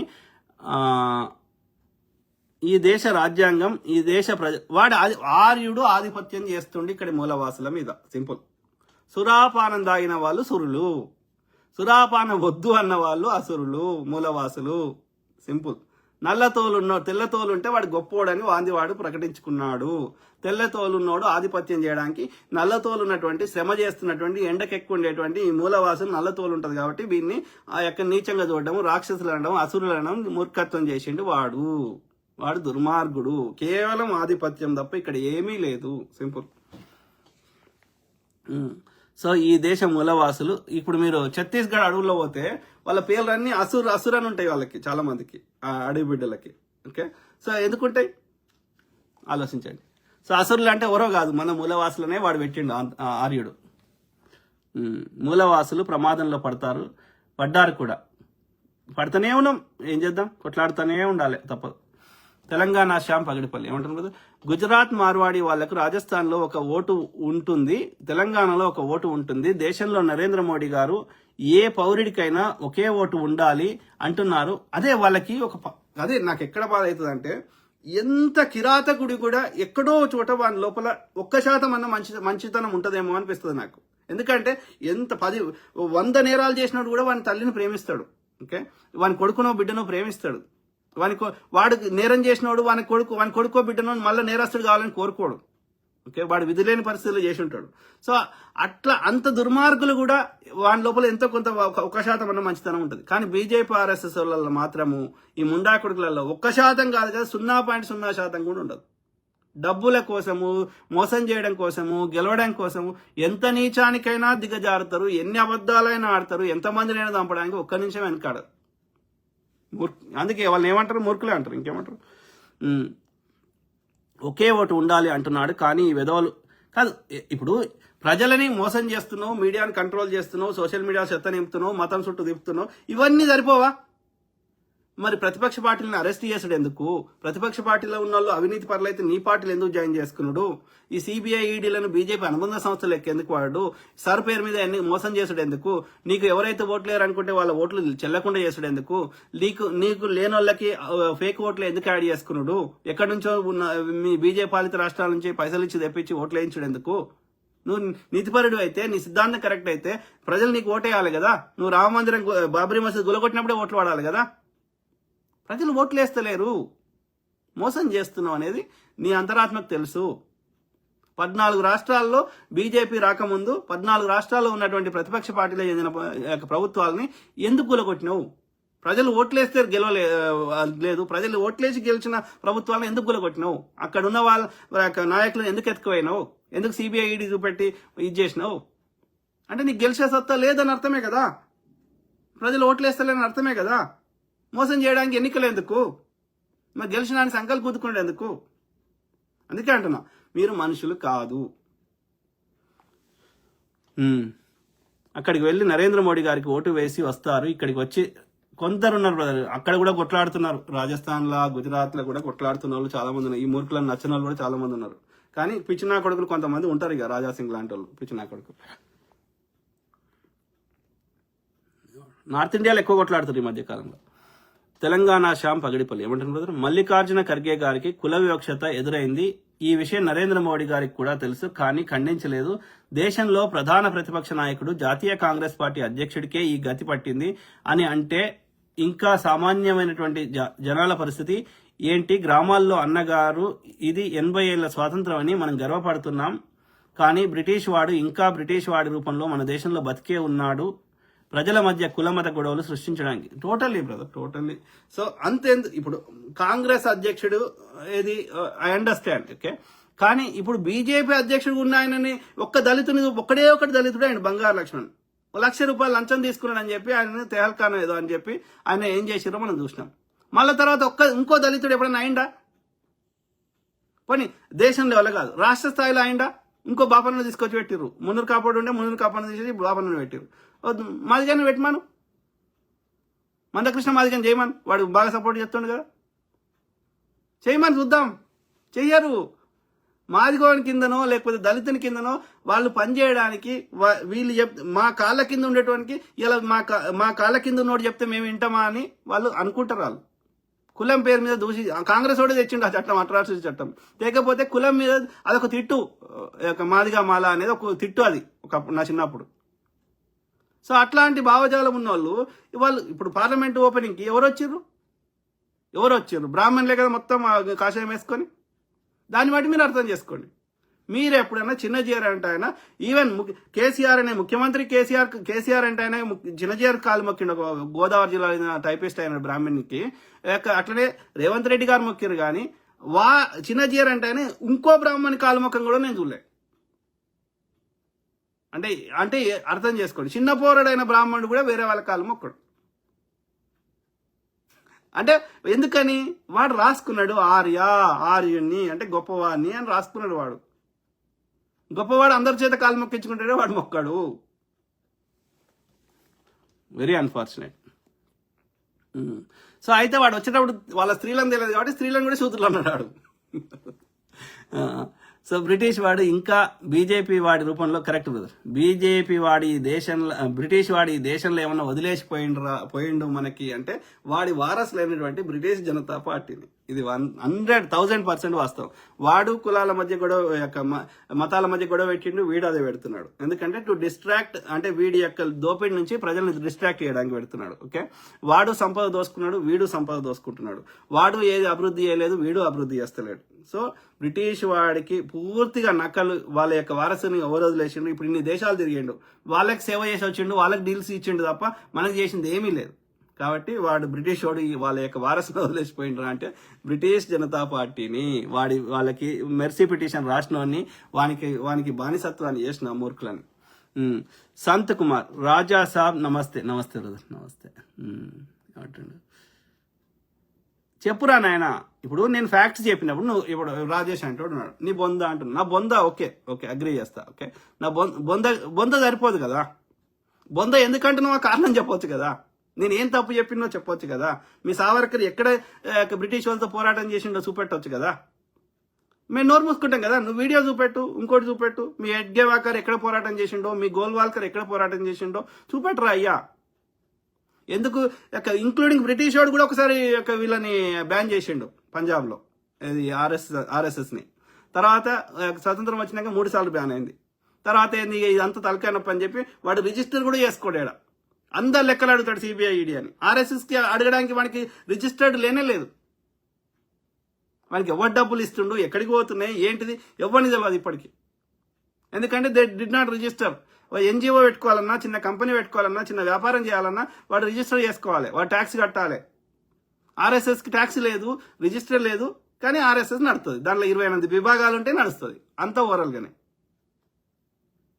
అంటే ఎంత ద్రోహమో మీరు ఆలోచించండి, ఎంత మూర్ఖుడో మీరు ఆలోచించండి. మనకి ఆయుధాలు ఎక్కడి నుంచి వస్తున్నాయి, ఎవ్రీథింగ్ ఓవరాల్లీ. అడైతే నిన్న ఒక ఆయన చెప్తుండే కదా, యశ్వంత్ సహదేవ్ షిండే అనేట ఆయన ఆర్ఎస్ఎస్లో పనిచేసిండు. వీళ్ళకి బాంబులు పెట్టే ట్రైనింగ్ కూడా ఇచ్చారు. 2001 తర్వాత భారతదేశం జరిగిన దాదాపు అన్ని దాడుల్లో ఆర్ఎస్ఎస్ పాత్ర ఉంది అని చెప్తున్నాడు ఆయన. ఎక్కడ ట్రైనింగ్ ఇచ్చారు, ఆ కోర్టుకు డాక్యుమెంట్ సబ్మిట్ చేసిండు. అందులో కూడా ఉన్నాయి అన్ని, ఎవ్రీ డీటెయిల్. ఆయన ఎక్కడ తీసుకుపోయారు, ఎక్కడ ట్రైనింగ్ ఇచ్చారు అనేది. ఎవరు నిజం చెప్తే వాళ్ళని ఇబ్బంది పెట్టుడు, చంపేశాడు. మూర్ఖులు. ఎవరు? తెలంగాణ శ్యామ్ పగడిపల్లి. కిషన్ రెడ్డికి, బండి సంజయ్కి, నరేంద్ర మోడీ గారికి, జాతీయ గీతానికి, జనగణ గీతానికి తేడా తెలియదు. వీళ్ళకి ఏది రాదు, చదువుకొని తంబాకు బ్యాచ్ వీళ్ళంతా. పోనీ వాళ్ళ బీజేపీకి సంబంధించిన ఏదైనా వాడమని చూద్దాం. ఇలా వందే మాతరం అంటారు కదా, వందే మాతరాన్ని తప్పులు లేకుండా పాడమని చూద్దాం. లేదు, వాళ్ళ బీజేపీకి సంబంధించిన ఉంటాయి కదా, సదా వత్సలే అనేది పెడతారు కదా, అవి వాడమని చూద్దాం. వాళ్ళకి ఏది రాదు, దోచుకోవడం తప్ప, అబద్ధాలు చెప్పడం తప్ప. తంబాకు బ్యాచ్, జర్దా బ్యాచ్ వీళ్ళంతా. ఇంకా జాతీయ గీతం అనేది చాలా పెద్ద విషయం అది. ఓకే, ఆ జాతీయ గీతం కూడా ఎవరు రాసిర్రు? రవీంద్రనాథ్ ఠాగూర్ రాసిండు. ఎందుకు రాసిండు ఆయన? అది వేరే, ఆ సందర్భం వేరు, అది వేరు. అది భారతదేశ స్వతంత్ర ఉద్యమంలో పోరాటంలోకి వచ్చిన ఆ యొక్క అందులోకి వచ్చినాయి ఇవి. ఓకే, బెంగాల్లో ఎక్కువ ఉండే. ఎందుకంటే బెంగాల్లో చదువుకున్న వాళ్ళు కానీ, చైతన్యం కానీ, ఫస్ట్ బ్రిటిష్ వారికి మొదటి క్యాపిటల్ కానీ, బ్రిటిష్ వారు మొదటగా వాళ్ళ యొక్క సామ్రాజ్యాన్ని ఎస్టాబ్లిష్ చేసింది ఈస్ట్ ఇండియా కంపెనీ ద్వారా కానీ, everything was in Bengal. Okay, so మొఘళ్ళ కాలంలో కూడా రిచెస్ట్ యొక్క ఏది ప్రావిన్సెస్ లేదా సుబాలు ఏవిరా అంటే ఒకటి హైదరాబాదు, ఇంకోటి బెంగాల్. ఓకే, సో కాబట్టి Bengal had a rich history. Bengal తర్వాత అంత రిచ్ హిస్టరీ ఉంది. తర్వాత మన యొక్క నిజాం హైదరాబాద్ కానీ, లేకపోతే మద్రాసు కానీ, తమిళనాడు. ఓకే, తర్వాత కర్ణాటక కూడా వస్తుంది, మైసూర్. తర్వాత బాంబే. ఇది జనగణమన గేయానికి తేడా. ఈ జనగణమన అనేది చాలా పెద్ద విషయం, అది చాలా పెద్ద విషయం. సో జనగణమని కాంగ్రెస్ తెలియదు అయ్యా, కాంగ్రెస్ సంబంధం లేదు. జనగణమన కానీ వందే మాతరం కానీ కాంగ్రెస్ పార్టీకి సంబంధమే లేదు. ఓకే, అది స్వతంత్ర ఉద్యమంలో భాగంగా బంకిం చంద్ర చటర్జీ అంటే ఆయన కానీ, రవీంద్రనాథ్ ఠాగూర్ అంటే ఆయన కానీ రాసిండ్రు. ఆ యొక్క అది జలియన్ వాలాబాగ్ ఉదంతం జరిగినప్పుడు ఆయనకు బ్రిటిష్ వాడిచ్చినటువంటి సర్ అనే దాన్ని కానీ, ఆ యొక్క నోబెల్ పీస్ ప్రైజ్ కింద వచ్చిన డబ్బులు కానీ అవన్నీ సర్ అనే దాన్ని తిరస్కరించండి ఆయన, ఎవరు మన యొక్క రవీంద్రనాథ్ ఠాగూర్ గారు. ఓకే, ఆయనకు వచ్చిన డబ్బులను కూడా పంచిపెట్టాడు, విశ్వభారతి ఏదో పెట్టాడు ఆయన, ఎవరు రవీంద్రనాథ్ ఠాగూర్. సో అట్లా ప్రతి ఒక్కరూ వాళ్ళ తోచిన స్థాయిలో వాళ్ళు దేశం కోసం కొట్లాడినరు, పోరాటం చేసినరు, లేకపోతే వాళ్ళు త్యాగం చేసినరు. కానీ ఒక్క బీజేపీ ఆర్ఎస్ ఏమీ చేయలే నేటికి. వాళ్ళు దేశభక్తులు అంటారు. సో ఎంతసేపు హిందూ ముస్లిం నాటి నుంచి నేటి వరకు అదే లొల్లి. గేయం వేరు, అది రాసిన వాళ్ళ పేర్లు కూడా తెలియదు. ఇది మన దౌర్భాగ్యం. కరెక్ట్ కదా శ్యామ్? సో మూర్ఖులు అన్నట్టు, మూర్ఖులు. ఎవరు? తెలంగాణ శ్యామ్ పగిడిపల్లి జాతీయ జెండాను అవమానించాడు ఈ రోజు మన ప్రధానమంత్రి మోడీ గారు. ఆయనకి ఏం తెలుసు? ఎవరో ఇచ్చిర్రు, వేసుకున్నాడు అంతే. ఈ does not know anything about anything. అంటే దేని గురించి కనీస అవగాహన లేదు అంతే. మహమ్మద్ ఇక్బాల్ ఏమంటున్నారు బ్రదర్? అన్న ఆర్యులు అంటే ఎవరు, ద్రవిడులు అంటే ఎవరు, ఈ మూర్ఖులకు వివరంగా చెప్పు అన్న. అప్పుడైనా వీళ్ళకు జ్ఞానోదయం అవుతుంది. వీళ్ళకి ఈ విషయం తెలిస్తే హిందూ ముస్లిం అని విభజించి పరిపాలిస్తుందో ఎవరో ఈ వెధవలకు తెలుస్తుంది. ద్రవిడులు అంటే ఈ యొక్క దక్షిణ భారతదేశం. ఓకే, డక్కన్ అంటే సౌత్ అని అర్థం. ఓకే, సో ఈ యొక్క ద్రవిడ్ అన్న అదే అర్థం. ఓకే, ఇక్కడ ఉన్నటువంటి మూలవాసులు యొక్క ద్రవిడియన్లు, లేదంటే ఇక్కడ మూలవాసులు హిందువులు, ఇదంతా. ఓకే, ఆర్యులు అంటే ఇప్పుడు ఇరాన్ పేరుందా? ఇరాన్ అంటే ఏంది? ఆర్య అని అర్థం. నేను చెప్పింది వినకండి, మీరు గూగుల్లో సెర్చ్ చేయండి, చాట్ జీపీటీలో కొట్టండి, ఎక్కడైనా కొట్టండి. ఇరాన్ అనేది ఇరాన్ కాదు అంతకుముందు పేరు. ఇరాన్ అనేది ఒక 1960s, ఒక 40-50 ఏళ్ళ కింద వచ్చిన పేరు అది. ఓకే, ఎప్పుడైతే ఏమంటారు ఈ వెస్టర్న్ కి సంబంధించిన వాళ్ళతో ఆయన పేరు ఉంది, మర్చిపోయినా. ఇరాన్ ప్రెసిడెంట్ ఉండే, అమెరికా అనుకూలంగా ఉన్నాడని ఆయన తీసేసి మళ్ళీ వీళ్ళు వచ్చారు, ఏది ఇప్పుడు ఉన్నటువంటి వీళ్ళు. సో అయితే ఆ క్రమంలో ఒక 40-50 ఏళ్ల కిందనే వచ్చింది ఇరాన్ అని పెట్టుకున్నారు వాళ్ళు. ఇరాన్ అంటే ఆర్యులు అని అర్థం. సో ఆర్యులు అంటే గొప్పవారని అర్థం. ఓకే, సో అంతకుముందు దాని పర్షియా ఉండే. సో ఆర్యులు వాళ్ళు ఎవరంటే ఇప్పుడు మీరు ఈ పాకిస్తాన్ పైన కానీ ఆఫ్ఘనిస్తాన్ పైకి పోతే, ఇక్కడ ఉక్రెయిన్ నుంచి మొదలు పెడితే, ఆ బల్కన్ కంట్రీస్ నుంచి మొదలు పెడితే, ఇక్కడ యమ్నాయ కల్చర్ ఇది అంటారు కదా, ఏ పేరు పెట్టినా కానీ అక్కడ స్టెప్ ఈ మైదాన ప్రాంతాలు రష్యా కింది భాగంలో ఉన్నటువంటి, అంటే వెనకట ఒకప్పుడు రష్యా నుంచి వచ్చి ఉంటారు, అక్కడ నుంచి కిందికి వచ్చిర్రు ఆ గడ్డి మైదాన ప్రాంతాల్లో. ఇక రష్యా అనేది మొత్తం మంచు ప్రాంతమే కదా. సో ఆ కింది ప్రాంతాల్లో వచ్చి, అంటే కొంచెం చలి ప్రాంతాలు, మరి రష్యా అంత కాదు కానీ కొంచెం తక్కువ. ఓకే, సో అక్కడ ఉక్రెయిన్ నుంచి ఇక్కడ మంగోలియా దాకా ఉండే గడ్డి మైదాన ప్రాంతాలు. ఇక్కడ నుంచి కొంతమంది ఏమో ఈ యూరోప్లకు పోయినరు, జర్మనీకి, ఇంకో యూరోప్ దేశాలకు పోయినరు, కొంతమంది ఏమో ఈ యొక్క ఇండియాకి అట్లా వచ్చారు అన్నట్టు. సో ఎందుకంటే అక్కడ బతకలేని పరిస్థితులు ఉండే.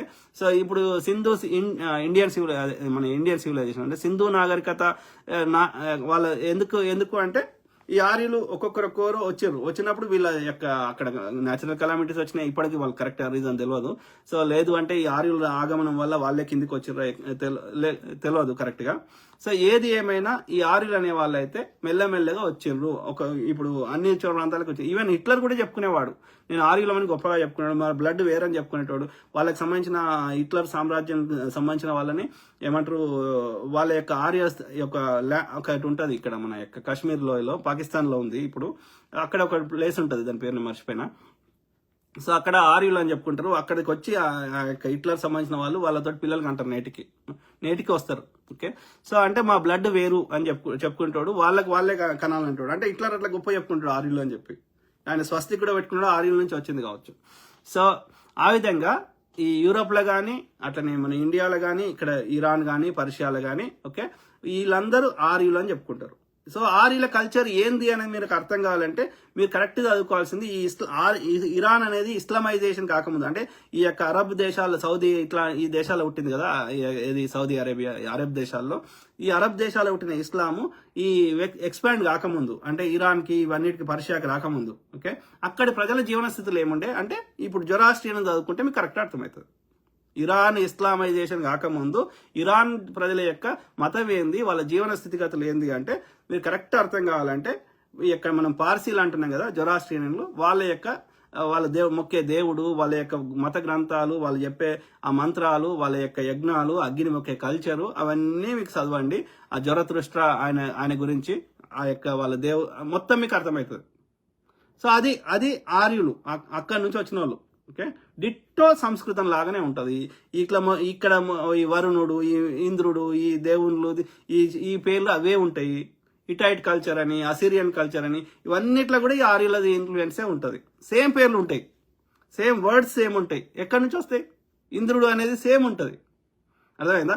ఇప్పుడు మాతృ అని వీడు అంటాడు ఈ సంస్కృతంలో, అట్లనే వెరీ సిమిలర్ ఉంటాయి. ఈవెన్ ఇంగ్లీష్లో కూడా అట్లనే ఉంటాయి, మదర్. సో అవన్నీ వాళ్ళు బాగా రీసెర్చ్ చేసినట్టు, ఈ లింగ్విస్టిక్స్ కానీ ఆర్కియాలజిస్టులు కానీ వీళ్ళంతా రీసెర్చ్ చేసి ఆర్యులు ఎక్కడి నుంచి వచ్చిర్రు, వాళ్ళది ఏం కల్చర్ అనేది మనకి బేసిక్స్ చూసినా అర్థమవుతాయి కదా. భారతదేశంలో ఉన్న మూలవాసులకి స్కిన్ కలర్ డార్క్ ఉంటుంది, ఎందుకంటే భారతదేశం యొక్క వెదర్ కానీ అవన్నిటికి. ఈ తెల్ల ఉన్న వాళ్ళు ఎవరు? చలి ప్రాంతం నుంచి వచ్చిన వాళ్ళే. నార్త్ ఇండియన్స్ ఎక్కువ తెల్లగా ఉంటారు, అర్థమైందా? వాళ్ళ ఫేషియల్ ఫీచర్స్, తర్వాత ఈ యొక్క గుర్రాలు, ఓకే, ఆవు, యజ్ఞాలు, యాగాలు, ఇవన్నీ మీరు మహాభారతం చదవండి, రామాయణం చదవండి. రాజసూయ యాగం చేసిండు, అశ్వమేధ యాగం చేసిండు, ఏవి మనం ఎందుకు చేసుకున్నాం? ఇక్కడ మూలవాసులకు యజ్ఞాలు, యాగాలు లేవు కదా, అగ్నిమల్చ కల్చర్ లేదు కదా.